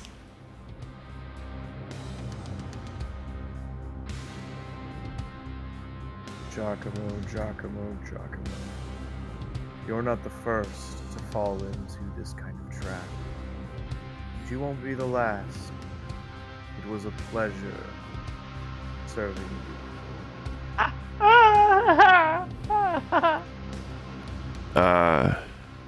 Could always run back to the dragon, by the way. And as this ensues, you hear, we have Oh, so he said we could run back to the dragon? you could. I mean, I wonder if the dragon would help us out. That's a good point. Probably not. I mean, he would definitely kill the bad guys, but he'd probably kill us too. You all, by the way, have no idea Rainier is outside. Yeah. Yep. He's coming. Don't you worry. Don't you worry about a thing. Alright, you got 2 more seconds. What do you want to do? Me? Yeah. Oh, I mean, there really isn't anything I can do. I'm not going to attack. I used the cure wounds on him. I use my bonus action to tumble, so Bardic Inspiration's a bonus action. I can't do that. And, I mean, I have no attack economy at this point. I was just interacting with Galore when I talked to him, and it sounds like he already gave me his answer. And, I mean, the only other thing I would do if I was free to do so is... Or damage of slashing damage. Remove that. That was for the wrong NPC. I do apologize. Remove it from... remove it from your character sheet so you gain 4 HP back. Oh, thanks. I would, if I was allowed to, if I could see the strange man with the golden gauntlet, having heard Galore betray me, maybe I would hold He's this. not betraying you. He's just letting you know that you probably don't stand a chance. Yeah, like there's no way out. Yeah. I just thought he could see the future and he would like be able to show me a scenario where we live or like how to get away with it. Okay. He's seen the past. He has not seen the future yet. Gotcha. Well, yeah, my turn's been long over then. Sorry. All right. So really quickly, I'm just going to go ahead and take my NPC's turns, except for Mert. So the Swashbuckler is going to move 5, 10, 15, 20, 25, 30. So The one on the bridge? no, the one over here. Oh, okay. The Yeah, I one see her. with Mert and Rainier. Yeah. And then the Swashbuckler is going to move 5, 10, 15, 20, 25, 30, and get about here. Oh, nice. And, you immediately see an individual that has what appears to be just basic commoner clothes on, but they pull out a dagger and they draw it, and they pull not a dagger, I'm sorry, they have a rapier in their hand, and they have a torch, and they instantly throw the torch onto the ground and instantly draw a dagger, and it looks like they're going to start trying to attack the people on this bridge. You hear more clittering and clattering as 5, 10, 15, 20, 25, 30. Give me a second. 5, 10, 15, 20, 25, 30.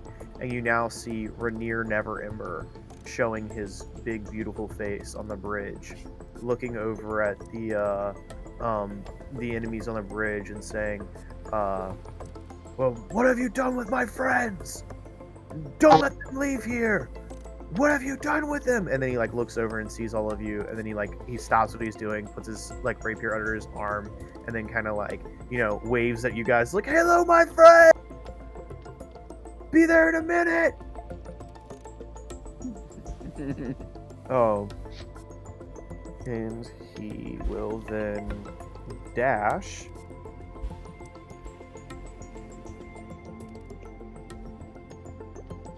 He'll get right here. He'll get almost right up on the big bad guy.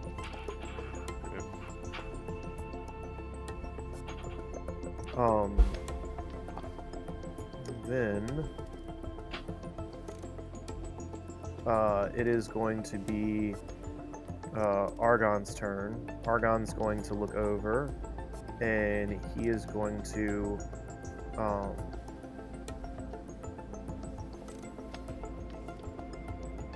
he is going to use his short sword and attack at Rainier.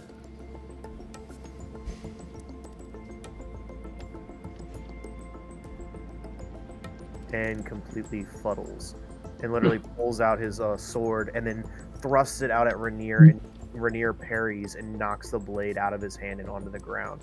Whoa. He kind of looks at him and goes you deal with him, and turns to the thug and pushes the thug at Rainier.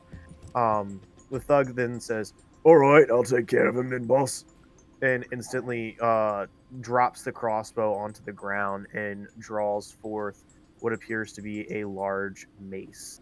And he swings it, and Rainier steps back, instantly smacking the hand of this guy holding this mace. And the guy's like, "Ow!" And just completely misses Rainier. Just there's nothing he can do. Then it's going to be this other thug's turn. He's going to turn, and he's going to face this swashbuckler that just showed up, and he's going to shoot at that one. Let's see. And that's a hit. So you see this new swashbuckler, he steps up, and he's he's wearing commoner's clothes, and instantly a bolt flies out of the air and tags him right in his leg, the upper part of his thigh, and he drops screaming to the ground. He's like, "My leg! I've been shot! They've got heavy crossbows!" And that's when it goes to be Misty's turn. Roll me death saves. Yay! All right. Let's see what happens. That is a 2. That is a fail. That is a failure. That is one failure for Misty. We are so screwed. Quite.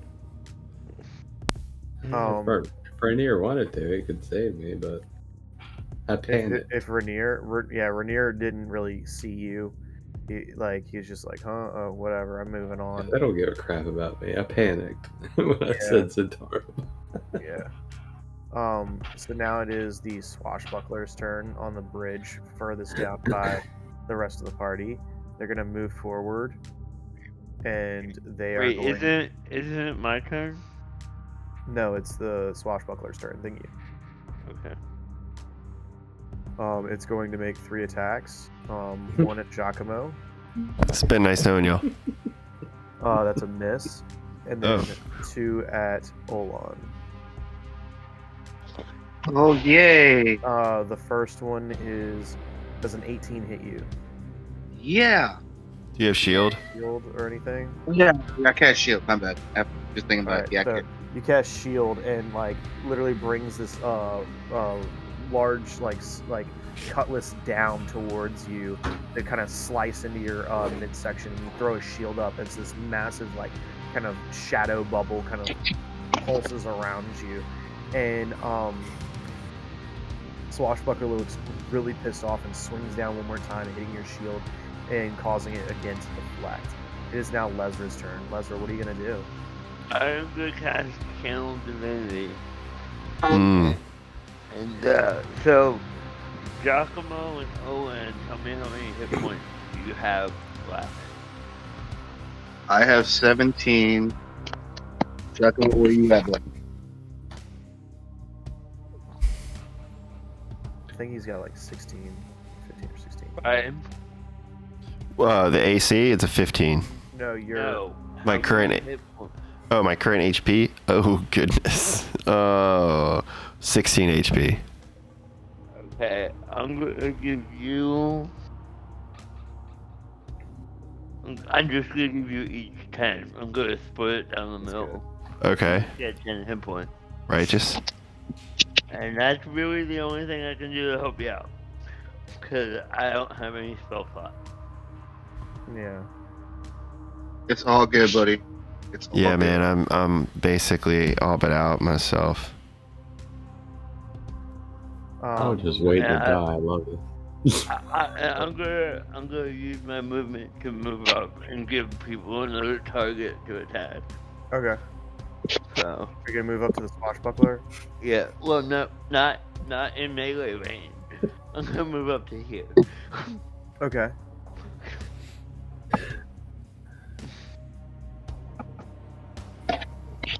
Okay. And I end my turn. Why does the big bad look like David Hasselhoff? What? Look at the big bad. He looks like David Hasselhoff. David Hasselhoff? Or like a Bono. He kind of looks like Bono to me. Like evil Bono. Yeah, I could see Hasselhoff. All right. So now it is Mert's turn. Mert is going to walk 30 here, and then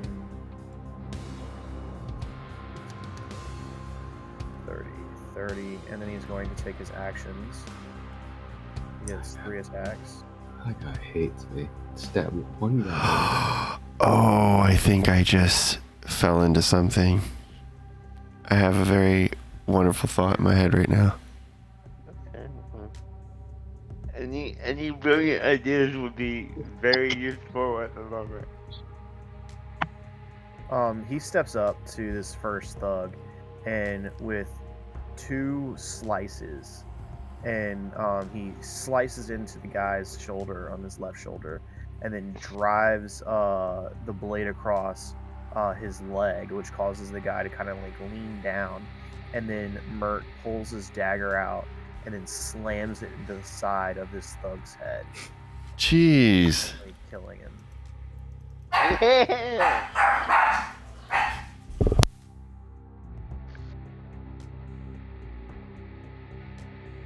do you put Hey guys, I'm gonna have to probably jump off. It's my anniversary. My wife is sending me to go pick up our wedding cake, which I have in my mother-in-law's freezer chest. That's awesome. So quick question though. How do you kill someone? How do you put an X on them? If you put them at 0 HP, it should put an X on them. Okay. Yeah. You know that it's gonna taste horrible, by the way, right? Yeah, probably, but It is a truly terrible tradition as someone that. well, you know what? I'm all for it. Whatever wifey wants is fine with me. But Absolutely, that's what you guys do. DM, I give you permission to play Giacomo. I may even be able to jump back on. I'm not sure when we're getting into the cake or if this is the end. But if I don't come back, it's been fun, and I'll watch the stream. And if I do, just try to keep me alive till then, or have me help people out. All right. So that's where Mert gets. It's now. All right, I'm going dark, but the stream is gonna run. Oh, you're leaving right now. Okay. Yeah. So the BBEG immediately looks over at the party, and all of y'all are hit with a massive wall of force. This massive bubble, okay, goes over the entire party,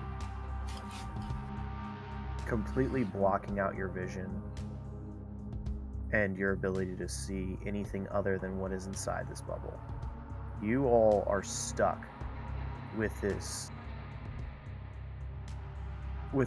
mad, crazed woman with a rapier and a dagger.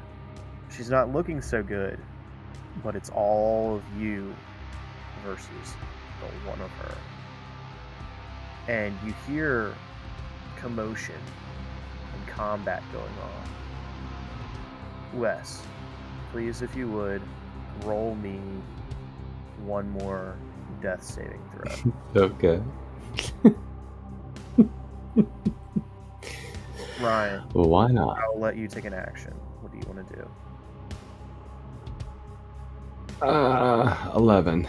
That's a success.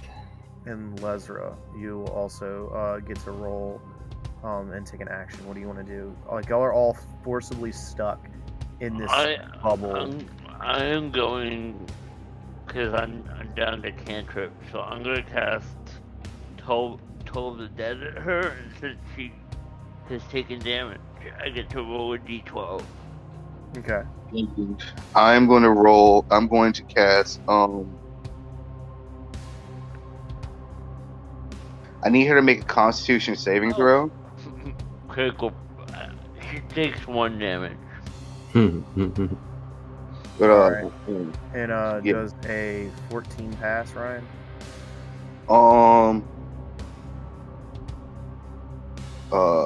It ties with me, so I guess she does pass. I don't know. I'll say you succeed.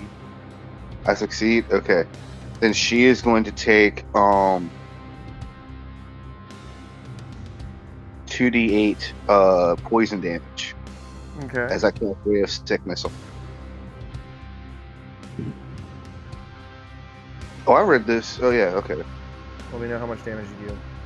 I do 12 points of poison damage. 12 points. Yeah, so she just starts throwing up violently. Alright, it's her turn. She's going to attack at you, and she's also going to attack at Giacomo. So 2 at Giacomo. Both miss.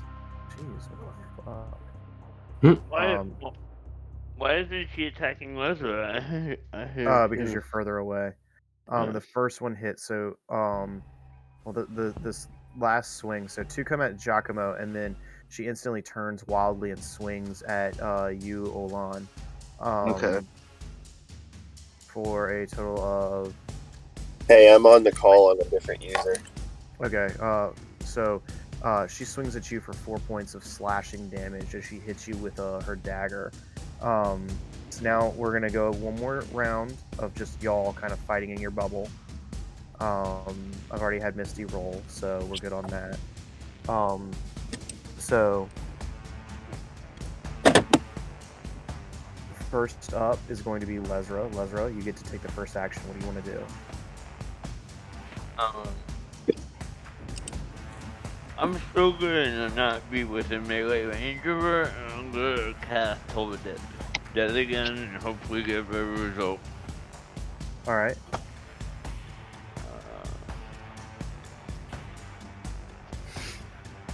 Come on. I've not had a good roll. Only 7 damage. 7 points of damage. She's looking hurt, guys. She's looking beaten and bloodied and just, she's looking rough. So now it is going to be Olan's turn. It's your turn. What are you going to do? I'm going to poison spray. Yeah, Ryan, could you mute yourself when you're driving? Sorry. Alright, go ahead. I need her to make a Constitution saving throw. Oh, great. No.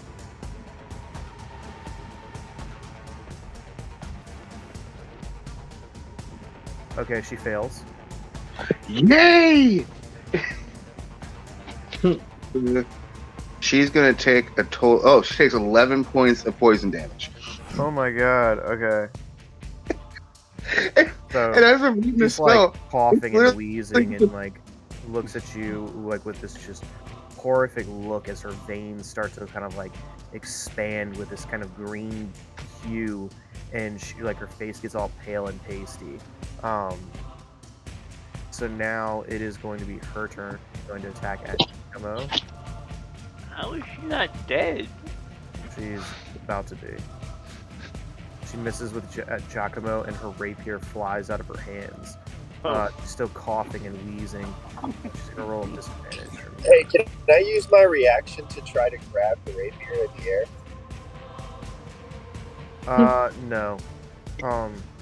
She tries to slice at you, Olan, and she misses with a dagger, and then she kind of like takes the rapier, and as she tries to swing it and stab at you, Giacomo, does an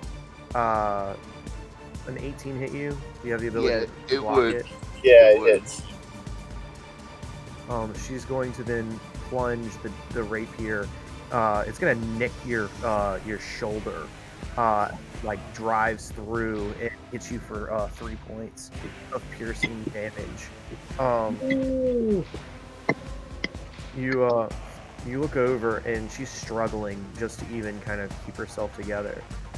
Misty, roll me another death saving throw. Okay. This is fun. Yeah, you raise the fucking stakes. 19. 19 is a pass. That's your second pass. So now going back up to the top of the round, Lesra, it's your turn. What are you gonna do? I cast Toll the Dead again because that's the best thing I can do. And just point of reference, you're supposed to be rolling wisdom saves against Toll the Dead. Oh, okay. Yeah, my DC is 15. So Fail. Critical fail. okay, I can't roll tonight. Nice job. She does 3 damage. All right. She's like wheezing and hacking and coughing up a lung, and you literally incant and gesture, and all of you hear this thong. I don't. Dong. And every time you hear that thonging sound, like that sound, like the sound of a bell, you look over and you see her grasping her ears, and blood starts to pour out of her eyes a little bit, trickling down and kind of trickling out of her nose and out of her ears, and she's just holding her ears. She looks at her hands just covered in blood, and there her eyes roll back and kind of explode out of her eye socket. And you see her scream for a moment and collapse to the ground as she is now dead. Yes. That was freaking brutal. Holy cow. So you guys, Misty, if you would please roll me another death saving throw. What? They are all still in Not even my, the bubble. not even my turn.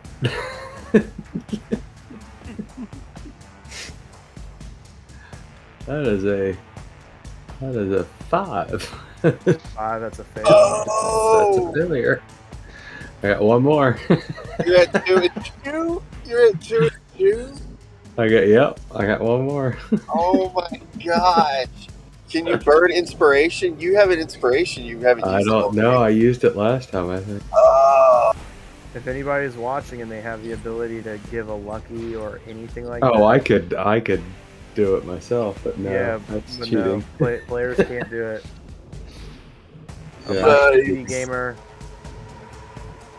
Damn. No, I don't want it. It's going down one way or the other. Yep, you might have to re-roll a new character.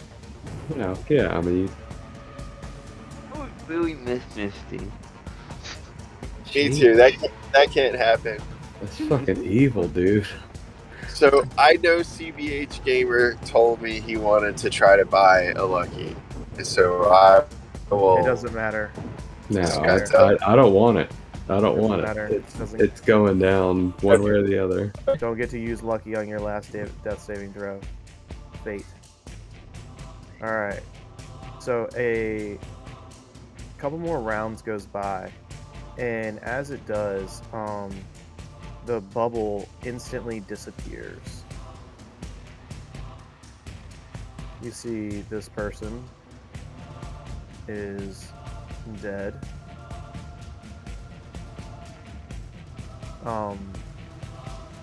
You see Rainier steps forward and is attacking this hooded figure, and he's repetitively stabbing him. Mert runs up and careens right into Argon. So I need a roll. Beautiful. Athletics. Failure. Dexterity saving throw. Okay. So literally Mert body checks Argon off the side of this chasm, and Argon is like on the edge, holding on. He's like, Mert literally looks at him and is like, he's like, I figure you'll be there for a while. This son of a bitch is mine. And he like turns to whoever this hooded figure is, and Mert says, I wouldn't have suspected such an individual being here. This will bring me great pleasure to dispatch you. And the hooded figure says nothing, but seems very, very stressed the fuck out. And that's when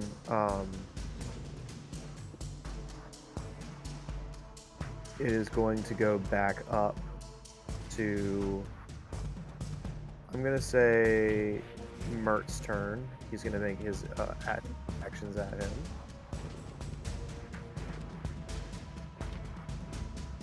Success and success. Okay. Give me a second, everybody.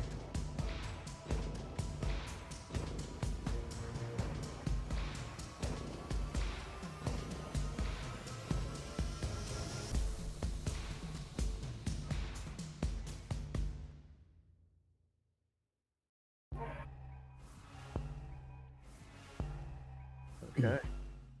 All right. So this hooded figure is looking really hurt. It's now their turn. You see them Misty Step. They use Misty Step, and they are going to teleport over here in front of y'all. After they Like us on the bridge? Are they? Did he teleport in front of us? Because I can't see the map right now. The middle Yeah. bridge. yes, into the middle bridge. Shit. And he misty steps right over there, and then what he's going to do is no, I can't cast that one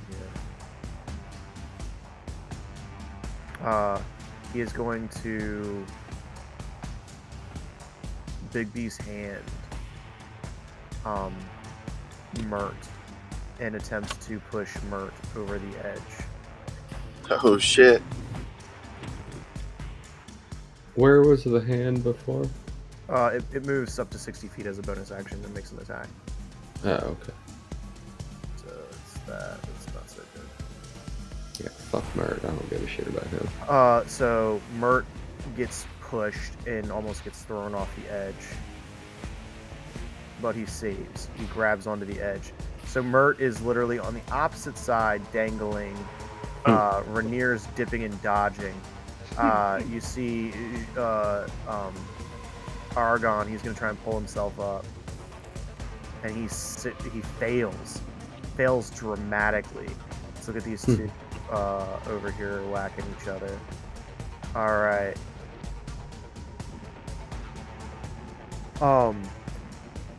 The swashbuckler that Rainier brought instantly pulls out their rapier and then drives it through the chest of this Zentarum agent. This then falls to the ground dead. With that, it is now the party's turn. Misty, roll me a death saving throw. Here we go. This is life or death right here. We'll just see how it works. 13. So you succeed. You come back. You're at 0 HP. Roll me a d4. Okay. So let's see. D4. 3. All right. So in 3 hours, you will come back to consciousness. Damn. Nah, I'm not dead yet. Yeah, pretty much. If I can get to your crash stabilization, from that. I'm stabilized now. It's Yeah, just you're stabilized now. I don't have any health. So Operation Frozen Cake is completed. It looks and feels gross. It's gonna be horrible. Well, you're supposed to defrost it before you went here, dude. Operation Cake. Oh my god. So is it Leslie's turn? Yes, Lesro, it's your turn. What are you gonna do? So the big bad is on our bridge. But he's taking some damage, right? He's taking a lot of damage. Okay. Leslie is down to cantrip. So, so she goes. Yeah, I'm gonna cast Silver Dead because it's still the best thing I can do. He fails. You hit him. He fails the wisdom.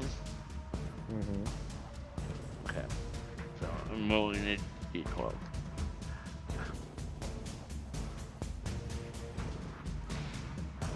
Nice.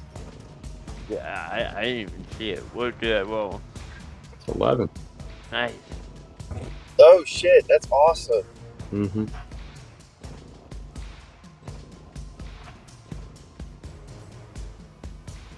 All right. So it slams into him. You hear him kind of make like a screech sound, like ah, and like you hear, like you look over and you see him holding his face, and he like kind of touches his face. And you see this kind of like dark amberish color, kind of coming from his from his nose and his lips, and he like looks over at you with this pissed off look. And it's going to be Mert's turn. Mert is going to I'll be pulling to him. Fall off the bridge and die. Fuck that guy. Mert is going to go over. Well, he's hanging off the bridge. So you can make a. He is going to pull out a dagger, and he is going to throw it. Yep, he can make it.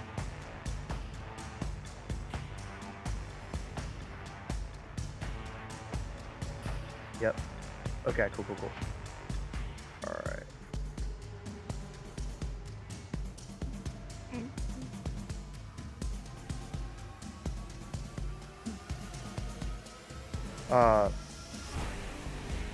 He throws this dagger at this hooded figure, and as he does, it would land right in the center of his solar plex.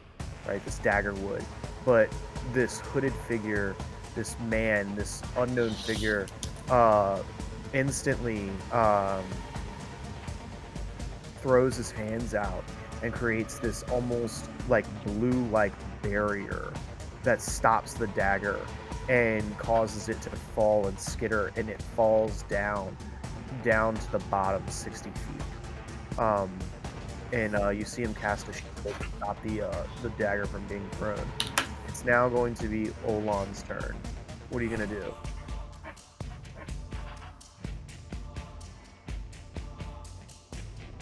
Olan Reese's turn.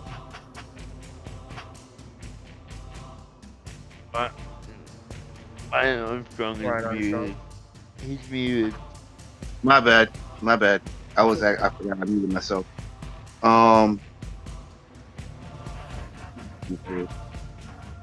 Everybody's over there. Big bad dude's right here. Now, is the person that's on the bridge with us, is that the OG big bad dude? That's the BBEG. Okay. And the swashbuckler right next to you. Is she dead? Swashbuckler is dead. Yeah, Oh.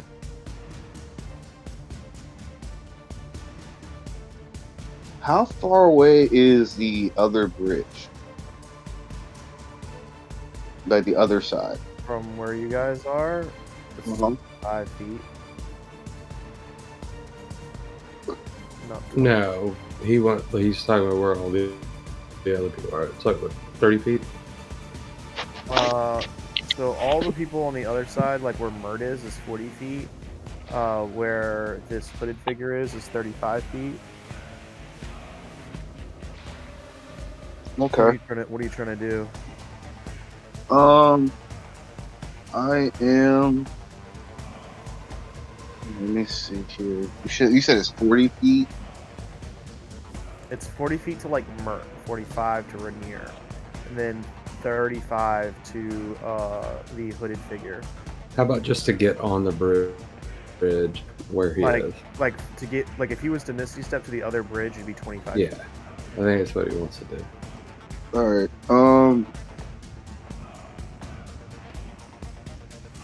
Okay, I used my last Chaos Bolt. I'm gonna Chaos Bolt this dude. Is that your last first level spell slot? Yeah, but I have not used any of my sorcery points, so I can get them back. Okay. So you hurl a Chaos Bolt at this person. So roll me an attack check. That is going to be a 19 to hit. That misses.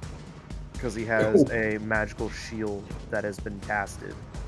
It's like a magical barrier that, like, you see the dagger hit the shield and kind of deflect and fall to like 60 feet. And then you hurl this Chaos Bolt, and he whips his hand out and uses the bluish energy to kind of deflect and push this magical bolt of chaotic energy aside, and throws it kind of to the right and down at the ground. Is there anything else that you want to do? I scream "fuck you" to the guy. Okay. That's about it. He looks at you with almost a deadpan expression, no emotion on his face whatsoever. It's not like he's enjoying this, and it's not like he's, having a bad time with it. Giacomo, it's your turn. What are you gonna do? All right. So I'm still on the bridge. Is the swashbuckler still in front of me? That's the one that died of poison damage, right? Yes. Okay. And at this point, we're basically looking at the hooded figure is across from us on the other bridge, or the hooded figure still on the bridge where I'm at? Still on the bridge where you guys are at, about 35 feet away from you. All right. So Giacomo will cast Vicious Mockery. Mm-hmm. So he needs to make, I believe, a Wisdom save of a 14 based on my character sheet, if I'm not mistaken. He fails. Lucky bastard. Awesome. So he gets the disadvantage on attack rolls and takes a 1d4 psychic damage. And then so with my Vicious Mockery, I look at the hooded figure and I say, "You'll never best us, you bastard!" And bonus action tumble, and I will disengage if I'm near any enemies, and I will take my full movement, 30 feet to cross the bridge, and the extra 30 feet from my dash. Yeah, you don't need to. You don't need to tumble. Oh, okay. Yeah, what are you trying to do?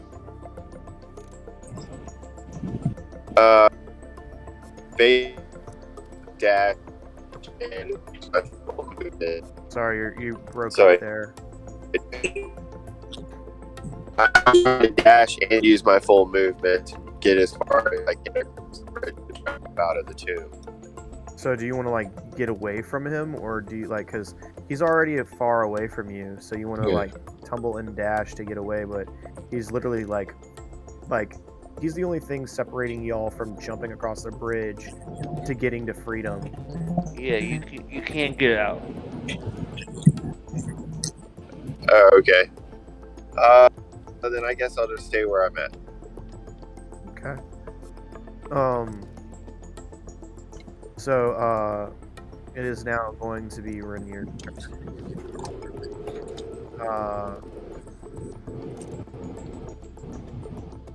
Rainier is going to start running around.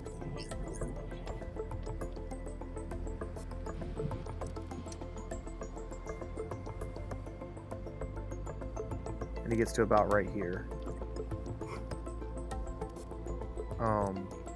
The swashbuckler is going to move. You could kill that last thug. Yep, the last thug is dead. Okay. The swashbuckler that's helping now is with Rainier and Mert. Mert is going to walk over and he's going to say, I don't know who the hell you think you people are, but nobody walks into my city thinking that they're going to get away with this city's treasure. You're better off dead than alive at this point. No one crosses the Harpers and lives.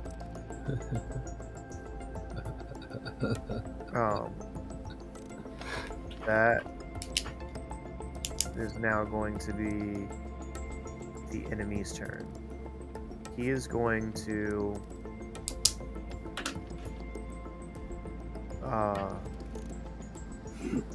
straight at Mert and to his friend that is standing right beside Mert. You see him move his arm slightly and bend it and contort it and twist, and it looks like he's building up something. This large pool of energy. He twists and turns his hand, and there, let me see, give me a second. He casts what y'all would be familiar with as lightning bolt. Mert and Argon need to roll dexterity saving throws.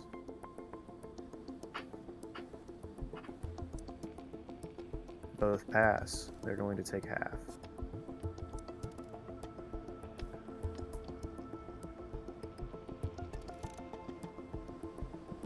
So both take 10 points of damage. Mert gets slammed pretty hard with this. He's not hurt too bad, but you see now that he has been getting into a bit of a fight with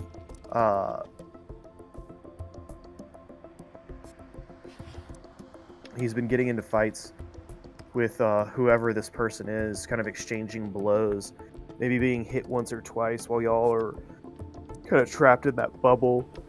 And this person on this bridge, they still unmoving, unflinching, just not wavering in their stance. They are here to kill you all and or die trying. And that's when you see the big beast's hand slide over, and it is going to slam into Mert. And it is going to deal him 3d8. He deserves it.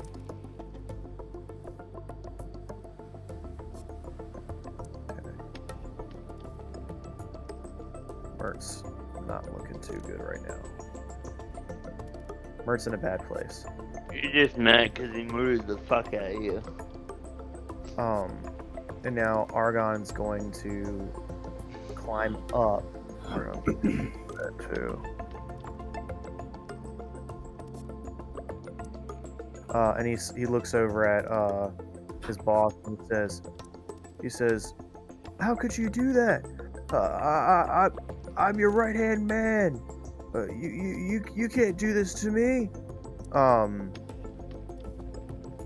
And that's when the bard,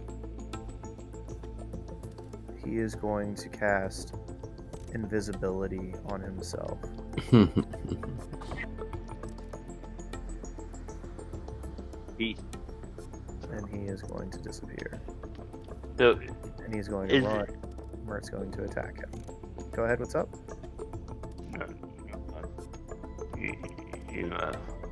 You X'd out the guy. Jeez, and he still hits him. So, like, as this guy is invisible, like, running away, Mert nails him. Okay, so that's not too bad. A splatter of blood sprays across the ground as this invisible guy disappears. So with that, it is now going to be Olan's turn. No, Lezra's turn. Okay, Lezra still can't do much, because she doesn't have any spells. She's just gonna target the big bad with Total Dead. Okay. Go ahead. And he needs to roll wisdom of, come on, 3 damage, and if you roll a 15 or better, then you don't take it. Okay, he did.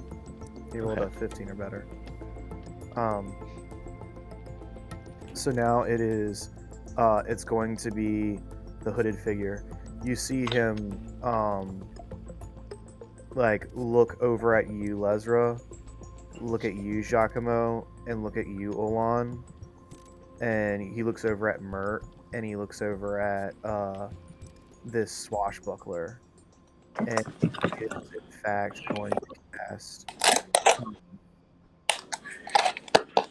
magic missiles.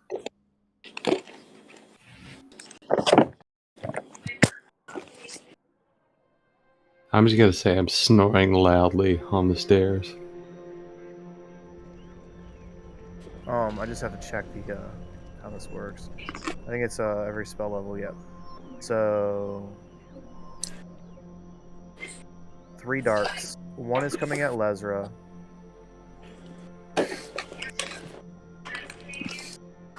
Does a 22 hit. Yeah. Yes. Okay. Oh wait, they're magic missiles. They auto hit. What am I doing? Yeah. Well, do they have a DC? No, No, they they auto just hit. auto hit. Lesra, you take 3 points of force damage. Okay. Giacomo, you take a total of 3 points, and Olan, you take a total of 4 points of force damage.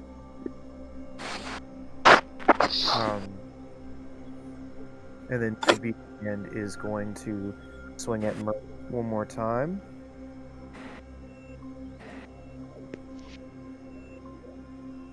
And that's a miss. Mert steps out of the way as it swings by. Mert rotates, and he's going to attempt to make a run for it, trying to make his way back over so he could possibly get in physical combat with him. Olan, it's your turn. What are you going to do? All right.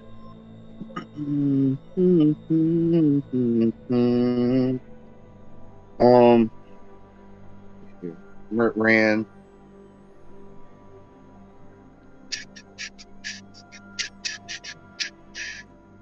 Going to firebolt. No, there's really. Hold on. So Leather's right there. It's quick a cantrip. It's not worth blowing myself up. It's not worth it. Yeah.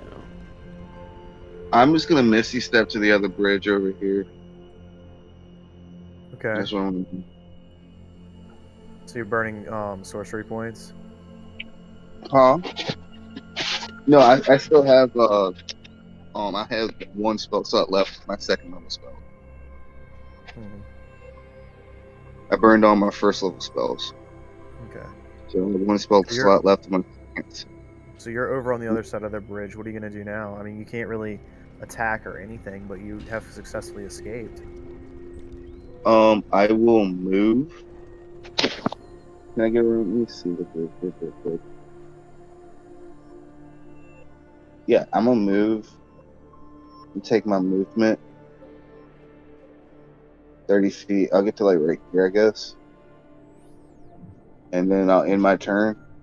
There's nothing else I can do. Okay. Giacomo. Yeah, you only move. Yeah. I can't see anything where I'm at. Hold on.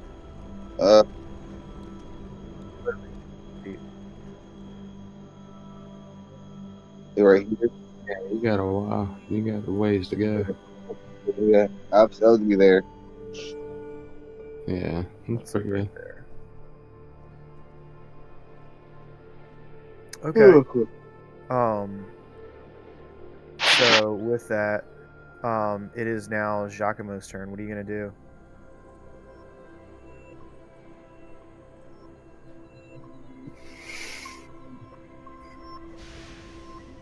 Mm-hmm.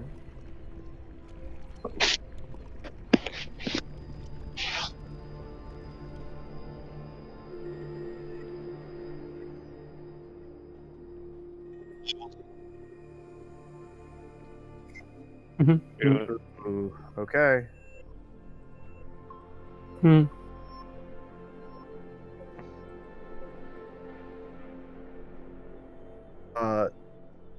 is going to counterspell you.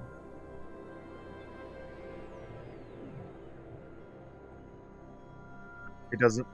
Yeah. It's a third level. Counterspell's third level, so it automatically Cancels kills it it. out.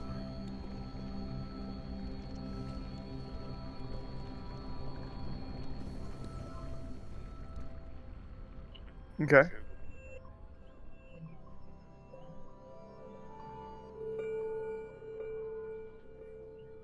I like how no one gives a shit where I am.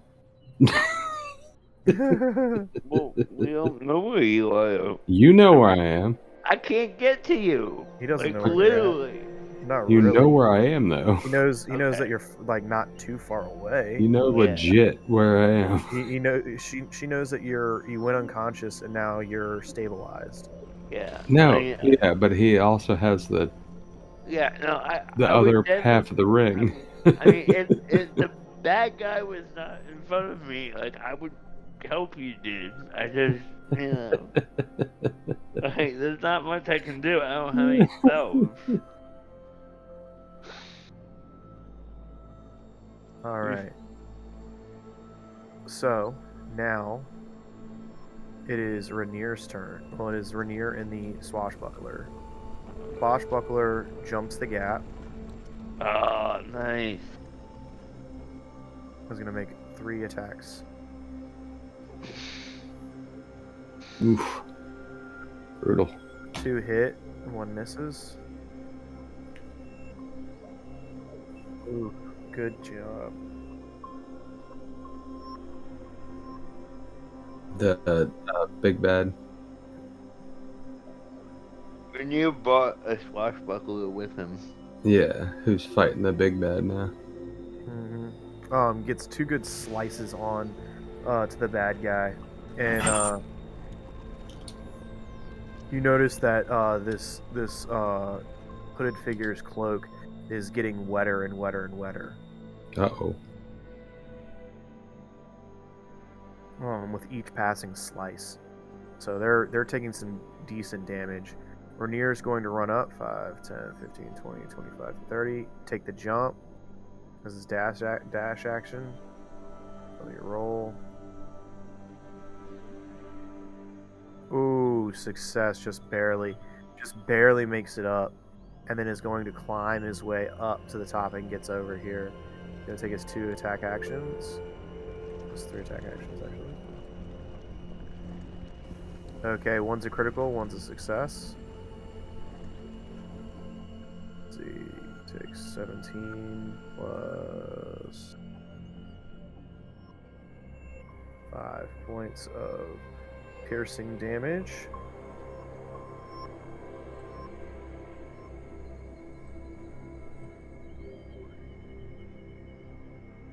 This hooded guy is looking really bad, like really, really bad.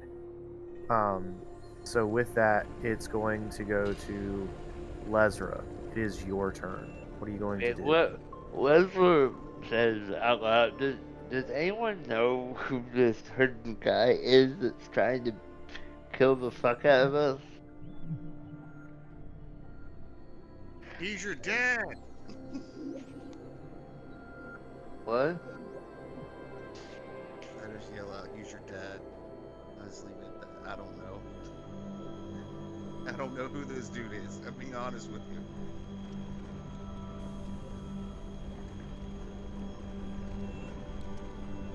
It's for me. Nobody knows who he is. Okay. I'm gonna cast Toll the Dead at him again. Alright. Let me roll my wisdom saving throw. Yeah. What'd you get? A failure. Okay.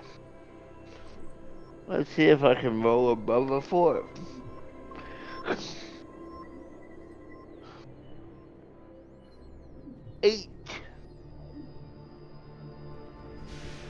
Eight necrotic damage. Oof.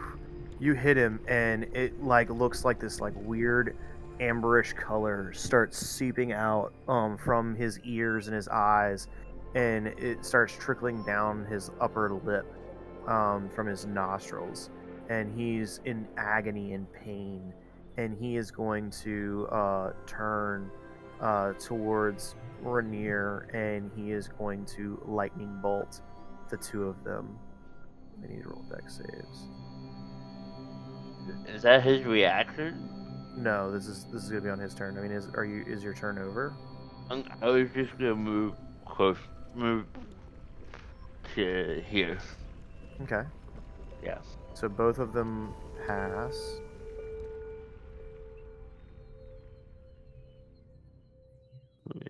They take half damage, right? Yep. They take 13 points of damage. The swashbuckler.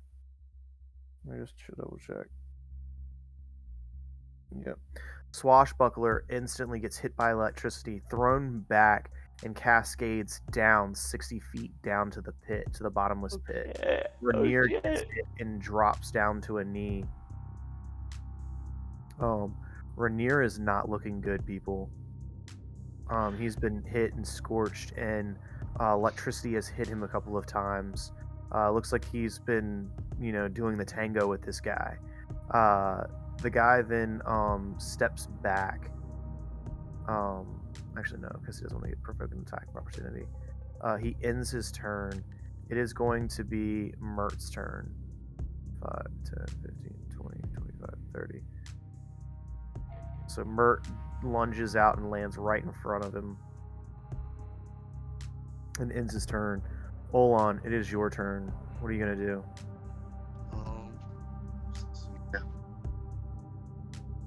I am going to firebolt big bad evil guy. I'm Okay. going just to shoot him best I can.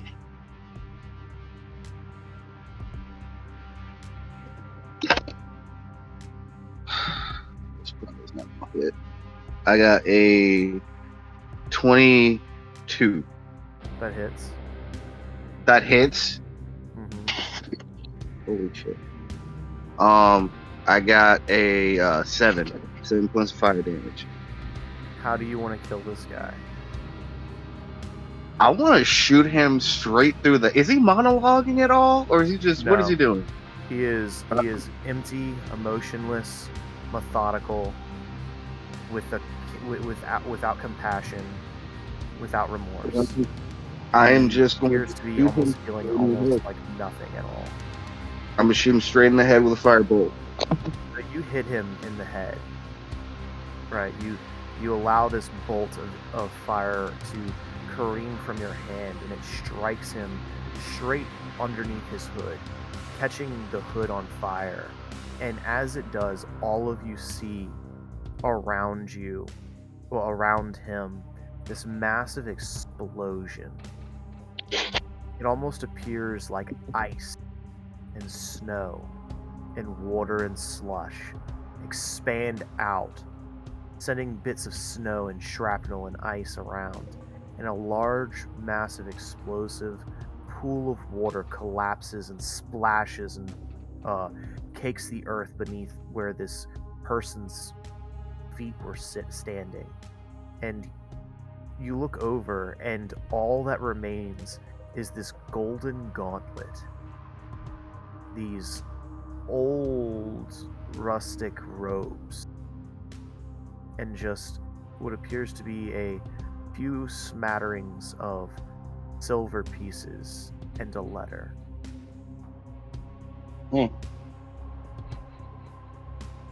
Congratulations, everybody. We are officially out of initiative. Leslie goes over and picks up the stuff.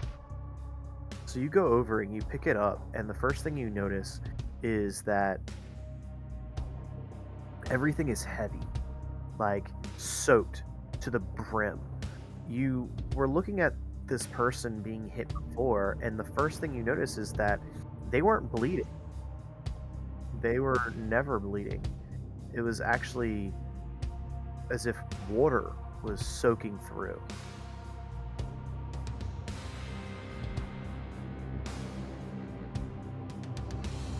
You dig through and rifle through the pockets. You find what appears to be 25 silver pieces, 2 platinum, and a smattering of copper pieces, 6 or 7 to be exact. And What was the last thing? in a letter. And I picked up the letter. You see that this letter has been crudely folded and then kind of like crushed in the palm of one's hand, and you look down and you glance. It's written in common. Do you read it, or are you going to read it out loud? I will read it to myself first.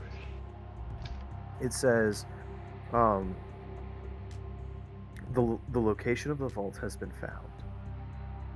Take Argon and take it says take Argon and take Vivetta and take a few thugs with you. Find this vault. Take what you can. I expect you to do everything in your power to see to it that my will be done. And down at the bottom, you see marked an M. I tell Rainier, Olan, and Giacomo what was in the letter. Can I pick up the golden gauntlet? Yeah, you pick up the golden gauntlet, and when you do, Mert looks at you, and he says,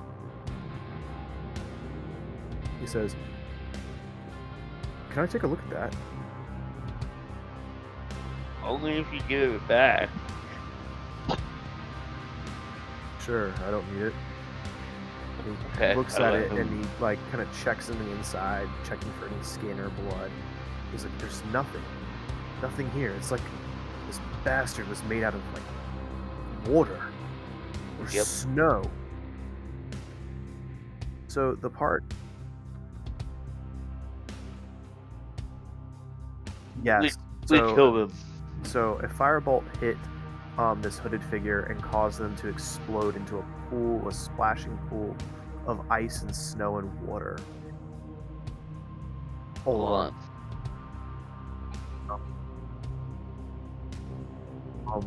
Thank you. Hold on. Please roll me an Arcana check.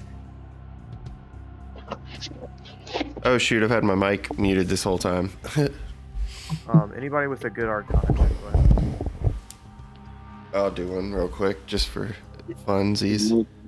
Yeah, I mean, I have a +2, but we'll see. You never know, right? Yep. Nope. Oh nope, on my end either. 19 for me. So, Olan, you've never seen magic like this. You've seen people have the ability to alter one's appearance and to shift their location, but you've never seen an individual be able to almost deconstruct their molecular structure to turn into water. This is completely new to you. This is completely foreign. An incredibly powerful form of magic that you are completely in awe and struck by its glory. There's nothing more enticing to you than to learn what this type of magic could potentially be. You almost crave to know how you could get that powerful. You know this person to be no longer with you, but you don't know who are really even here.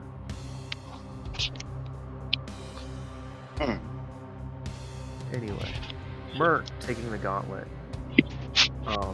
he looks it up and down. He says, "I've seen this before. Can't be. Here, take it." He puts it back into your hands. Can I read that, Lesra?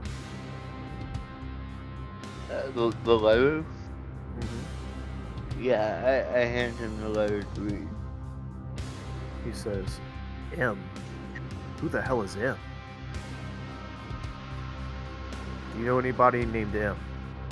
Have you ran into anybody with the first initial of an M?" Do we answer him? Do we trust him? It would be up to you. Roll me an insight check.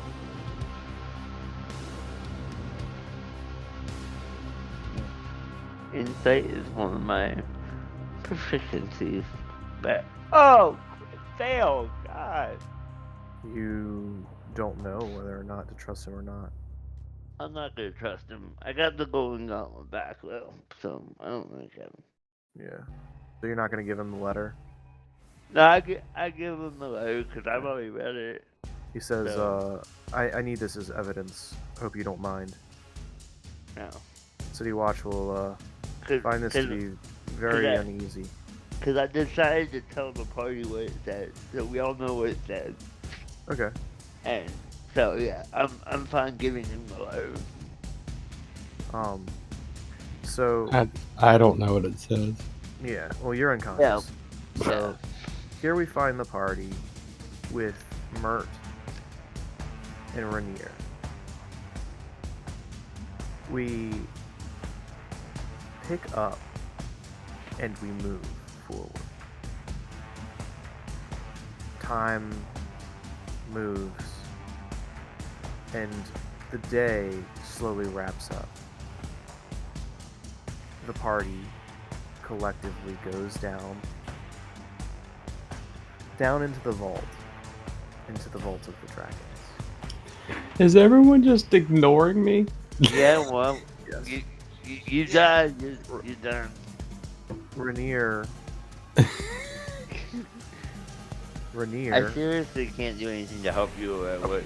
approaches the dragon and says who he is, and the dragon believes him, recognizing him from when he was such a small little baby, almost like a toddler, recognizes his features, his hair, his eyes, and knows him to be a never-ember the moment he lays eyes on him. Rainier asks that the city claim can take this treasure for its own, and that those who were willing to seek it out be given a reward. Mert agrees. A 10% cut to whatever loot would be found. The dragon, after reluctantly agreeing to these terms, says that they will be leaving, keeping what is claimed and owned by them, unless anyone has anything else that they wish to offer. The dragon, not being able to be swayed by its desires, collects its things, and finally, after making sure that the entire city obtains this gold properly, it leaves. Weeks go by. As these troubling times pass, Misty, you come to in a hospital. You've been healed by a clergyman who says, "Don't worry, this one was for free." I brought you to my temple. Lazarus speaks highly of you. I was instructed to give you this. Apparently, your court date is today.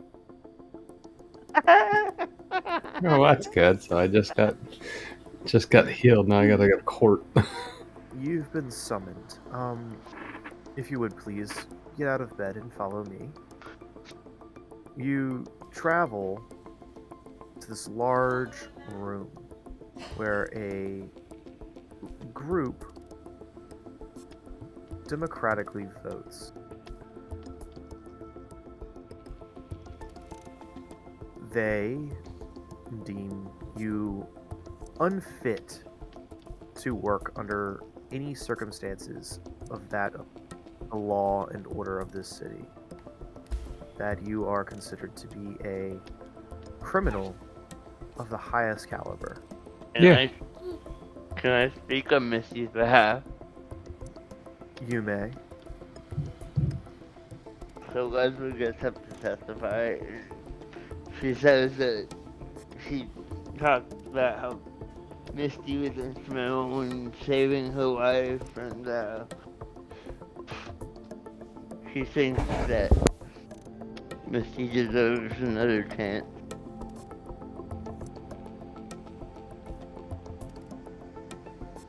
Court would rule in favor of giving Misty another chance, another opportunity. First, a large lump sum must be owed and paid in full. Yep. Misty is to serve as a prisoner for 10 days and must pay the court 1,500 gold pieces. How much gold did we each get from a cut? Well, there are 1, 2, 3, 4 of you. So 4 divided by 10,000 is around. Give me a second. 20 Isn't 50,000? 2,700 bucks. We get 10%. It's 500,000 and we get 10%. No, it was 10. No, I mean there was 500,000 gold in the vault, Oh, and You- we lose. You would each get 2,500 gold. yeah. Okay. I'll pony it up. I'll pay my payment. The elderly woman that has been staying with all of you, after the 10 days are up, would leave a sizable amount of coins in Misty's bed. Would you look at them? There's a bunch of coins? Hell yeah. Okay. Give me a second.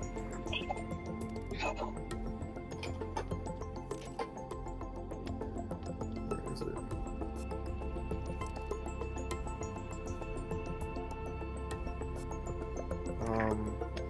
I'll get back to you. I'm in no hurry. A couple of days pass after you've been released from prison, and you go back to the Yarn Portal. And there you actually see a individual sitting in a place very familiar to you. Davil has returned. Davil sits in his usual spot, eating and drinking.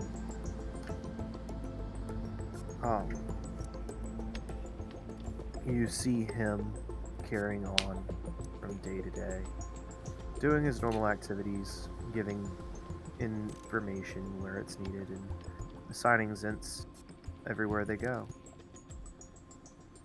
An individual will approach Misty and say, "Devil wishes to speak to you." Alright. You would go up to him, Hmm? and he would say to you, "Misty, it's good to see you. How long has it been?"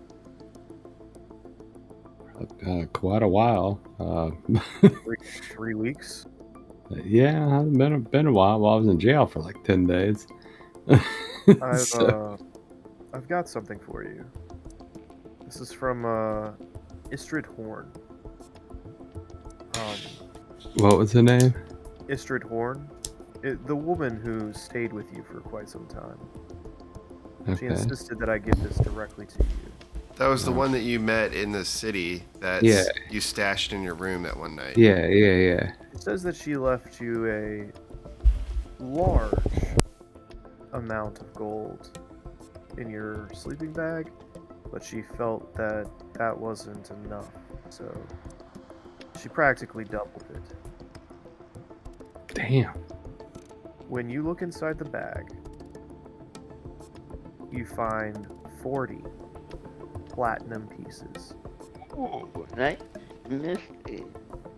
The pouch that was on your bed contained 10 platinum pieces. You have a total of 50 platinum pieces. Nice. Everyone may add 2,500 gold to their character sheets, Well, I'm down to 1,500. except for Misty, who loses 1,500.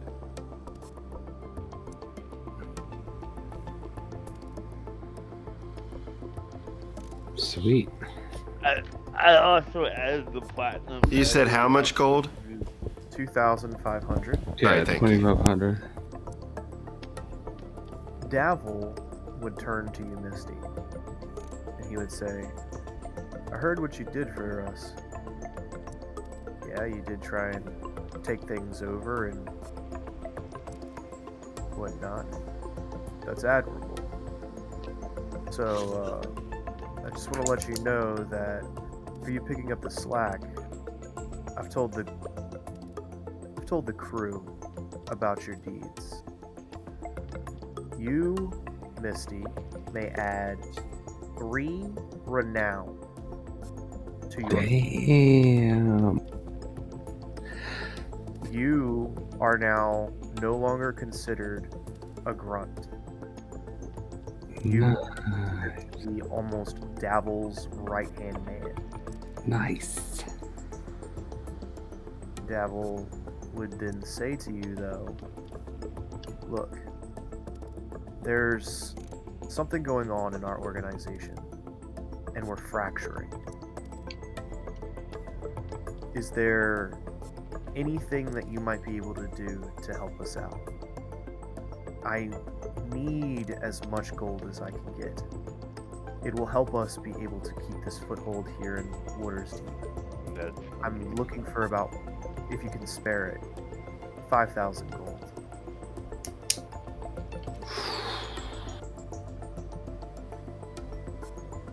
I'll give him all my platinum. So 500 gold? Yeah, and then... Damn it. I'm trying to think what I got here.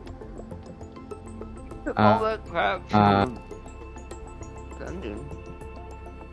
Well, I owe a debt. I'll go ahead and give him... I think I have another... I have another 9 platinum, too. I'll give him 1,000 gold and the 50 platinum. Okay. And I'll tell him I'll get him more later. He says thank you, and he hopes that this will help.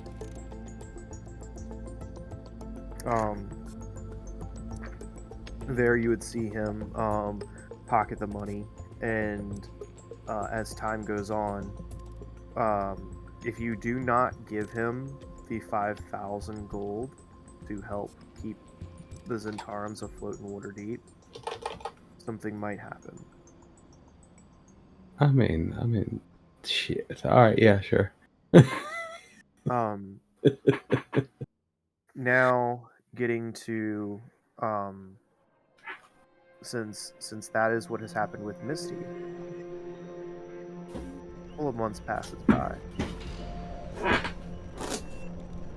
and you still find yourself living at the Coldfall Manor.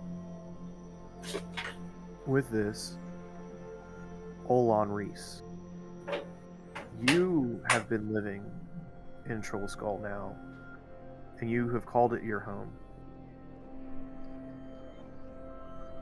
After the initial incident with the Vault of Dragons, someone comes by. Someone very familiar. You notice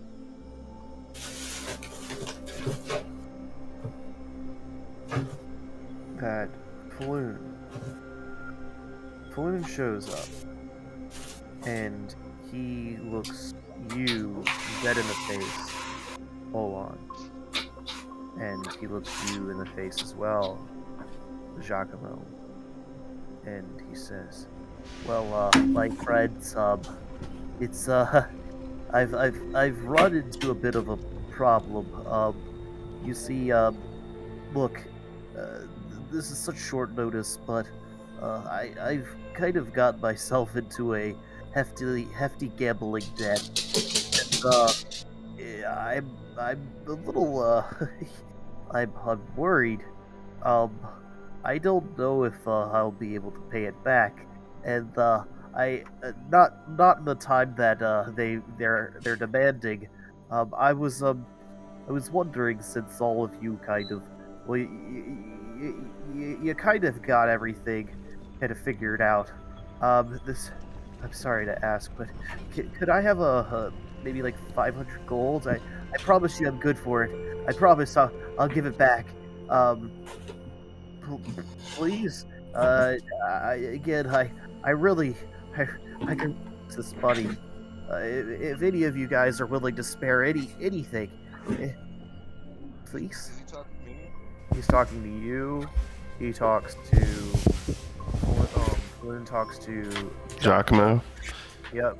So Giacomo would. Lesra, Jacques. I mean, he's gonna talk to every single one of you, even Misty. I don't know him that well, so I'm not giving him shit. Giacomo would look at Floon, Blagamar, and he would say to him, get real close to his face, like almost nose to nose, and he would say, "Listen here, Floon. You're the biggest namby-pamby Reggie boy I've ever met. And you've been sucking the money and life off of your friend Rainier for far too long. No, And no, I haven't. Rainier's my best friend. You don't understand. We've been friends since we were children. I haven't been sucking off of him. I've been working really hard, and I mean, we've had some good times, haven't we? I mean, I could really use the help, man. don't interrupt me again. I'll give you the money. I hope you understand, though, of course. This comes with a guarantee of a favor that you will return in the future at my call. Do you understand? Yeah, whatever you want. I'm gonna roll intimidation just to like seal the deal. Am I right there with them all? Well, I mean, he kind of do this like you'd come up to like one person at a time asking. Oh, okay. I didn't know if I was right there because I was gonna help him intimidate. All right, that's a 23 on intimidation. Ooh. Yeah, he's pretty scared of you. Like, I mean, he's kind of got an upper lip quivering. He's like, he's scared. All right, so I pull the coin pouch up and I obnoxiously like tussle it between my hand as I start plucking the coins out and setting them on the bar in stacks to make the amount of the 500 gold that he needs. Okay. And then when he goes to pick the coins up, I reach down with him and put my hand over top of his hand, and I look at him one more time and I remind him and I say, "Now listen, there's one other thing you're going to do for me. Do you hear me? Are you listening?" Yeah, I'm listening. "You're going to work your lazy fat butt every day in my Troll Skull Manor. Okay. Wipe the tables and serve the beer. You'll get 1 brew for lunch and a free meal per shift. But you're mine." Jesus. Damn, dude. Shit. Wow. That's pretty much it. I don't know where to go after that. All right. I never liked Floon, I'm sorry. So you give Floon the 500 gold, and so for the next 2 weeks straight, Giacomo, everywhere you go, okay, everyone has heard of the generosity, the kindness, Wow.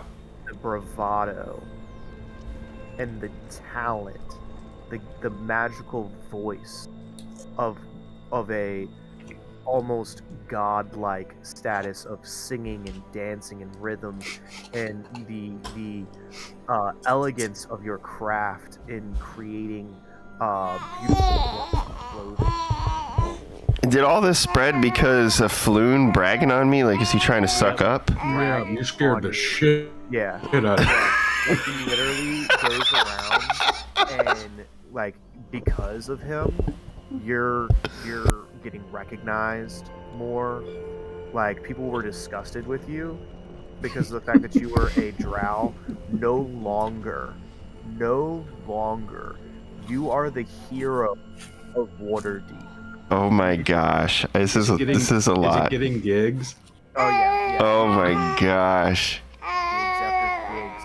You're no longer. You went from doing birthday parties to doing concerts. Birthday parties and bat mitzvahs all the way to concerts. You're a juggling star. Like Floon, after about a month, eventually the gold it trickles in here and there, but you never ever see the 500 gold back. Okay, so maybe I get like 150 of it or something. Eventually, yeah. Like Okay. But mainly the slew of customers that Troll Skull now gets, okay, has increased. He has brought the prestige of his Hipster friends. well, not even that, but like he's a lord. You basically have a lord talking good about Troll Skull. Yeah, that's awesome, dude. So does that mean that we have more income now that could potentially reno this place again? Yes, you have more, Sweet. more income that's in revenue that's pouring and trickling in. Cool. At the same time, okay.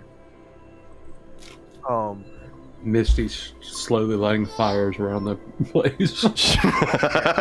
Well, as you would, you notice that a strange figure keeps looming around this place, and you've seen him before.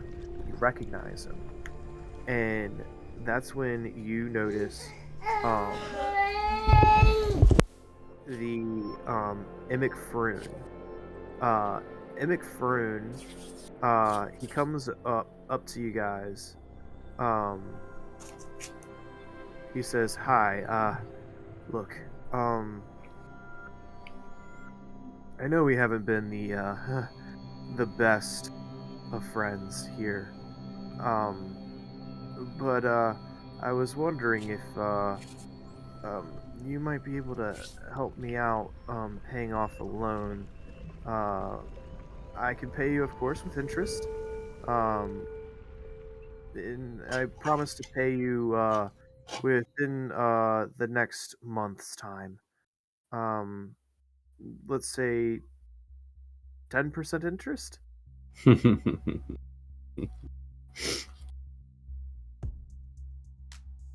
I need a lump sum of about 1,500 gold to pay off a loan, so to speak.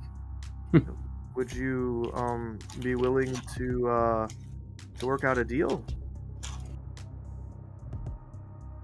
Who's he talking to? This would be to Olan Reese. And who is this person? This is Imic Froon, this philanthropist who came by kind of around in the beginning, and he's kind of been floating here and there, and he shows up and he's constantly asking if you guys wish to sell the Troll Skull Manor. No. He's not come here to ask if you want to sell. He's come to ask if you would be willing to part with 1,500 gold, which, if you do, he will pay you with 10% interest. But this will be in a month's time. No, I'm good, buddy. I appreciate So he starts to get worried, okay, and he starts to freak out, and he unfortunately he unfortunately is not seen from for quite some time. Later on, Volo, he actually would show up to all of you, and he would say, "Oh, my friends, it is good to see you. It's me. It's Volo, your good dear friend. Um, so I was wondering. You see, I'm writing a book about the city of Cholt. Have you heard of it? No, I've not heard of City Oh, it is a lovely place. It is where I'm attempting to travel to write a future book. So here's the thing.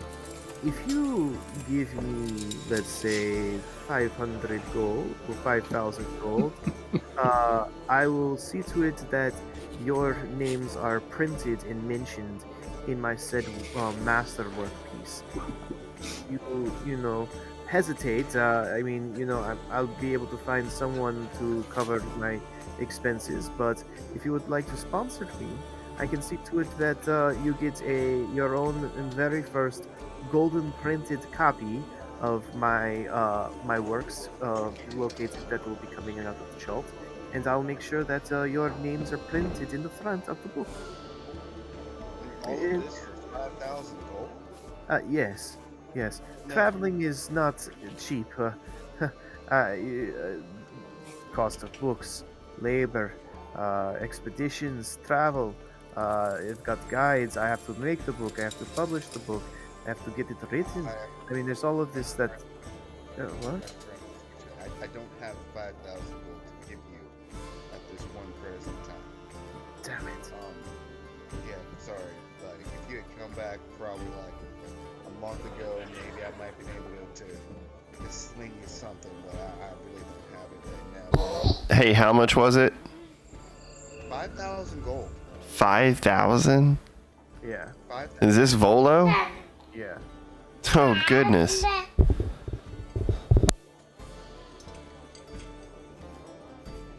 Anyway, thanks for listening to my problems. Best of luck for you. And Drink your that man. Please come into the store. I have no problem. I've got things to do. And for the next month to a month and a half, you hear stories of Volo moving around, and eventually he finds enough people to pay him to travel on his expedition. And he is successful and very lucrative from this endeavor. Over the course of a couple of months, Olan, you gain the respect and admiration of your siblings. You become a legend, a hero amongst the citizens. Talking about a young man who grew up rich, became poor, and then became one of the most renowned and wealthiest men within the city of Waterdeep. Chakamo, you are praised as one of the wealthiest, best dressed, great and admirable attitude, and the skill of a master juggler. You are approached by carnivals, circuses, juggling and acrobatic organizations that seek you out for future references and jobs. Hey, DM. Yeah? When the dust settled from everything happening, could Giacomo have paid a visit to Zardov Zod? Yeah. So you go Zod, and he says, Giacomo, my friend, how have you been? Well, you see, this town really knows how to turn out the best in you, don't you know? Oh, of course I do.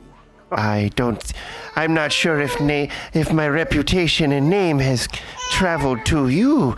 I mean, with your illustrious world renown and whatnot, My achievements must be minor in comparison, of course.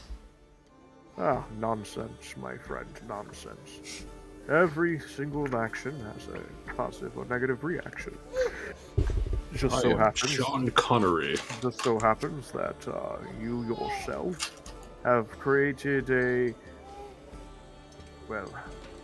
you've left a large wake in the back of your ship, and a lot of people are eager and willing to jump into your boat and see where it sails. So, what exactly does that mean? And, if I may, I'm going to speak frankly, of course.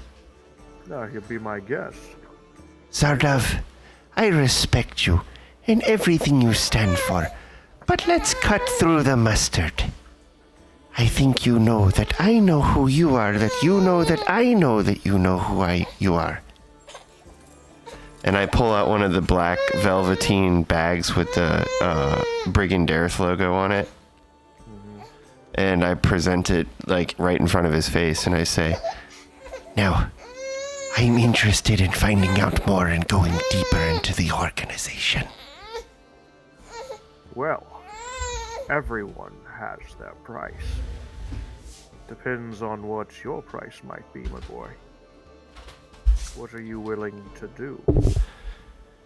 Who are you willing to kill? Everything is negotiable. And as he says this, he takes the hat off his head. And he reveals to be that who you thought and think it to be. He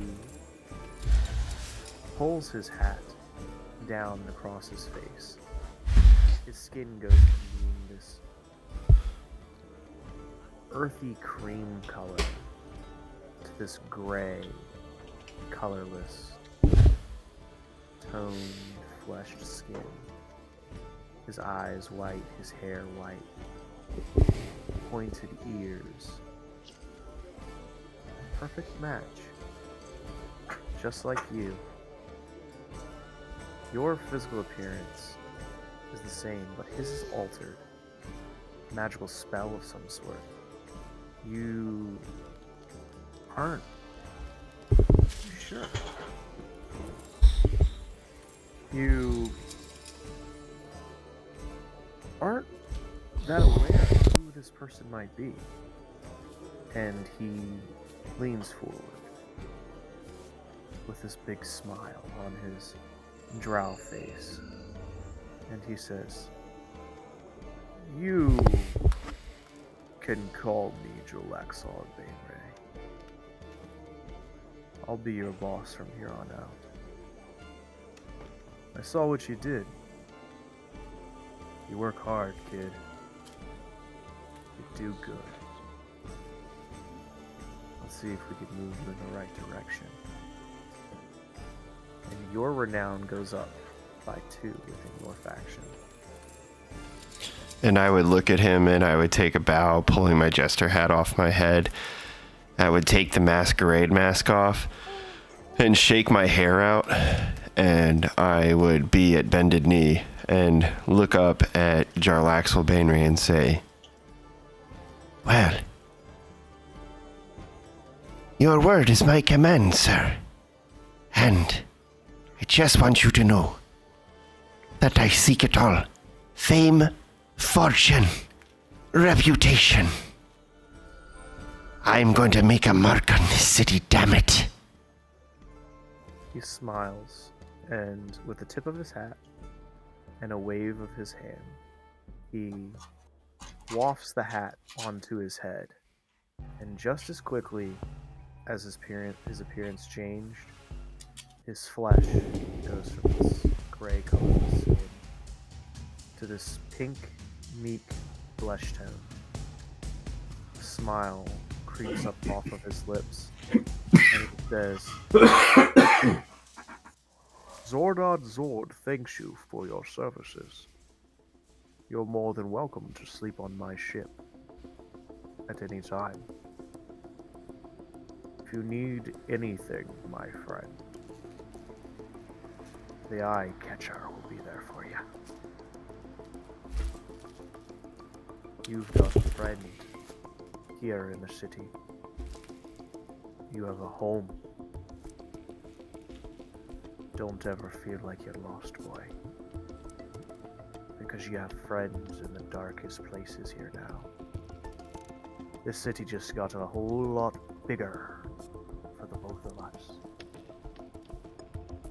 Good having you here. Cousin.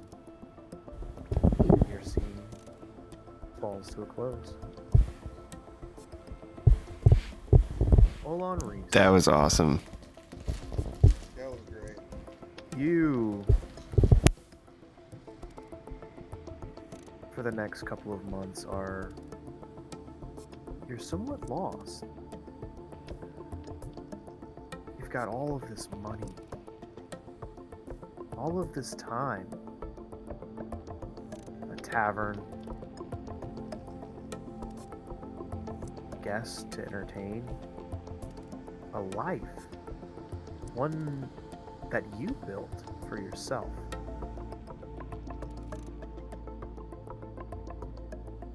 Are there any improvements on the house, on the manor, that you would like to improve on? All these rat holes. The rat holes gotta go. You hire,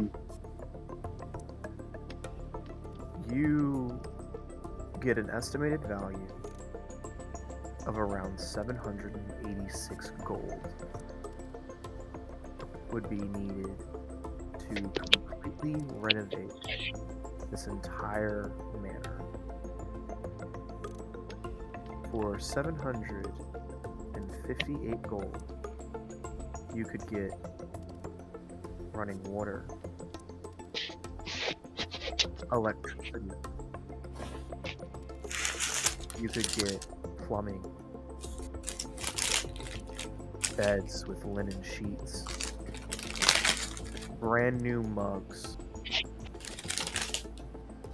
all sorts of new chairs, dressers and clothes, soft cotton sheets. Does any of this sound interesting to you? Such a specific number. I love it. But there's a certain number of gold. How much gold are we talking about here? 758 gold. I'll throw 758 gold at it. You have now reached the pinnacle peak of the tavern.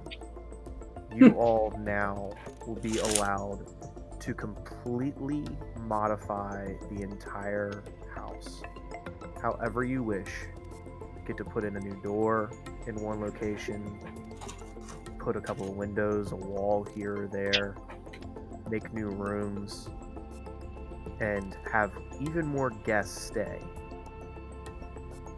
You will gain a bonus of 20 gold added to your D100 roll plus 10. So from here on out, you will roll a D100 dice plus 30 gold. Every week or what is it? I mean, I'm not a part of it, but Every 10 weeks. Every 10 weeks, that's what I roll. Yep, is 100 plus 40.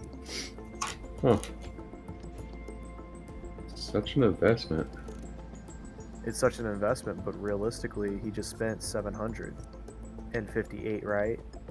Yeah. Mm-hmm. A total of 2 months are going to tick by. Yeah. I'll go steal that. I'll go steal that tomorrow. So No, if you you won't. would No, you roll won't. me No, you ain't. if you would roll me 8 D100s, whatever numbers you actually, I'll roll 8 D100s? Is this for the income? Yeah.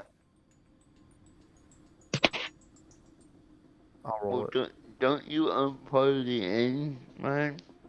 Yeah, absolutely I do. I own like a He's like slight the majority share. Yeah, he's the majority owner. Week one. Okay. You make a total of 80 8 gold. So this is income that we need to put down from the tavern to divide up later. Week 2, 136 gold. Holy crap. Week 3, 103 gold. Week 4 is your worst week yet. 55 gold. Week 5, 104. I'm pretty sure I missed a good bit of those just because I had to It's pick up okay. I stuff have for the right baby. here 1, 2, 4, 5, 6, 7, 8. Cool if Okay. you didn't have to split it. Okay, so, all right. Let me. I'll go ahead and here. I'll do the math real quick. Yeah, because I could just add it to my character sheet.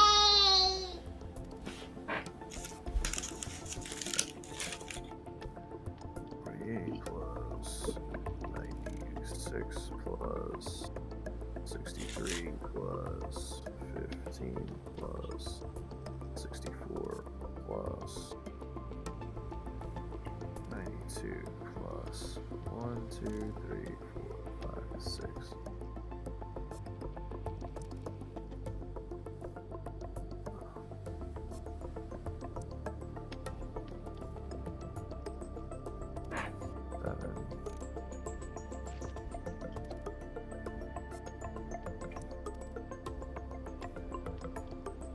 Alright, I gotta do this again. 44 plus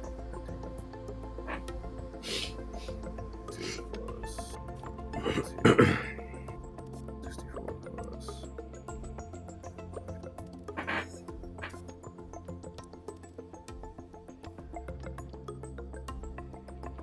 Can you please add 40, well, do 40 times 8. Huh? Can you do 40 times 8? 320. Yeah. 320? Yeah. You make a total of 804 gold in profit in the over the course of 2 months. That you have to split. Yep. Between what, only 2 people? Yep. 402 between you and Giacomo. Yeah. Yeah. So 400. So between Giacomo and Olan, y'all made 402 in net profit. You owe me money. You owe me money for the armor I gave you. No. This is right now, dude. No. That's cool. We're good now. So does anything happen to Leslie? I was no bullshit. I was actually getting ready to say, now Lesra. You, after being given a court date and assigned to attend, you have nothing. You feel hollow. You were tasked with making sure that good was done in the world, but you feel like you did do some good. You brought thousands of people the ability to eat, to not have to work for a few days, to be able to bounce back from their issues and heal up. People were given large amounts of money in order to boost the economy. You know from personal experience that a large amount of that gold didn't even make it to the public. Just disappeared. With 2,500 gold. Your church, they come to you and they say, Lesra, it has come to our attention that you have not spent any of what you have been given. Why is that? I don't know. Just doesn't feel. I want to find something worthwhile to spend it on.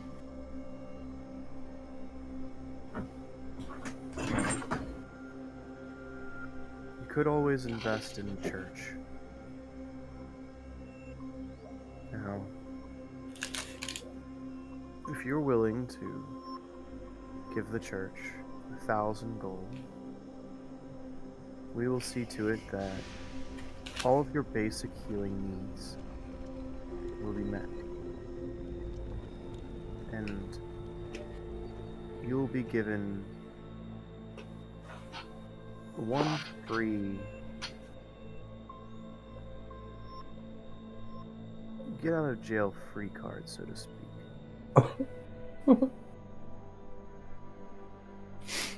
Now, the church will not look the other way, but we will definitely make sure that you are taken care of. Your standings within the community will blossom and grow. And who knows, maybe in the next couple of years we could see you running your own church. How does this sound? I give the Church of the Holy Light 1,000 gold. You get to add +3 renown to your faction. So to your order, your church, you get +3 to your renown. Okay. That's really good because basically you get discounts on things that will occur.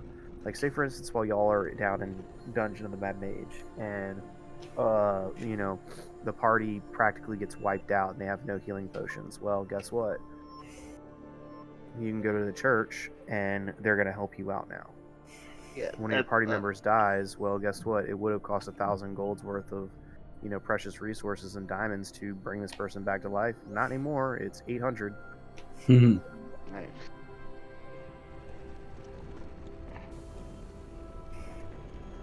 Plus, I feel like the church will probably do something good with it, hopefully.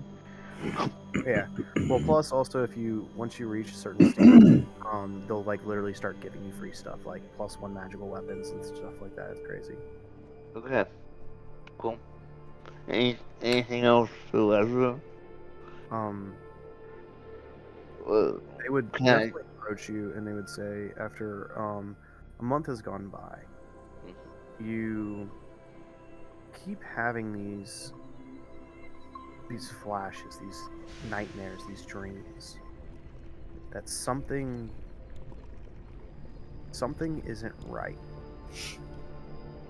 You keep feeling like you're moving, turning left, turning right, winding and twisting and turning, going up and down. Darkness swells around you, and often far flung, without any hope of really getting any details, you see a light, and it feels like you're moving down this long, twisting, winding, pulling, stretching tunnel, and you get to the end. It takes you forever. This dream, it goes on and on and on. And in this dream, you keep following these tunnels, these tubes, and it never leads anywhere until about a month later, where eventually you come to what feels like a decline and it plateaus out into this massive, expansive void of darkness.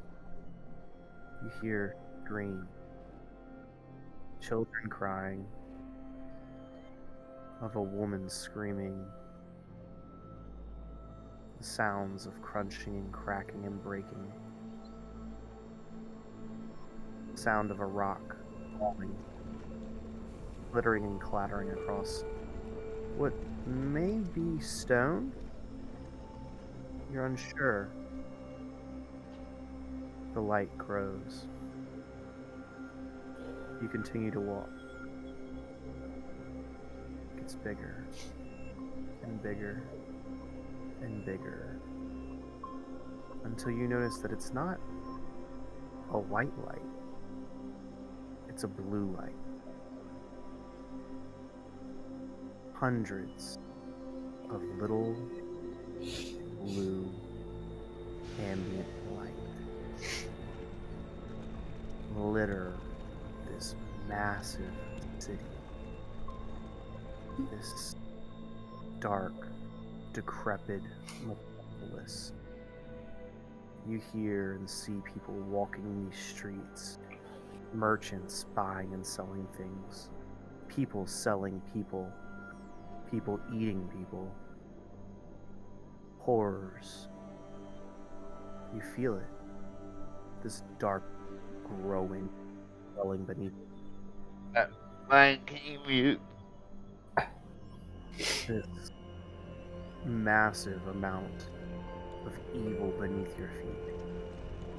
Undead walk, crawl, and climb these walls, these tunnels. Beneath you beckons.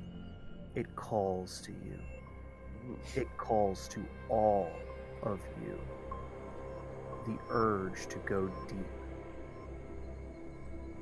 You feel it every day. There's this little itch on the back of your neck. A whisper in the wind. Test yourself. Prove yourself. There's more than just treasure in the dark. And that is where we're going to go ahead and wrap up. Yay! I hope you all enjoyed yourselves for this 2.5-year campaign. Yeah. We're level 5 now, right? You are all level 5. Yay! And congratulations to everyone who has participated and everyone who has been watching. Officially completed our first campaign modular, Waterdeep Dragon Heist. I hope it was as much fun for all of you as it was for me. I liked it. Thank you That was so good. much for playing.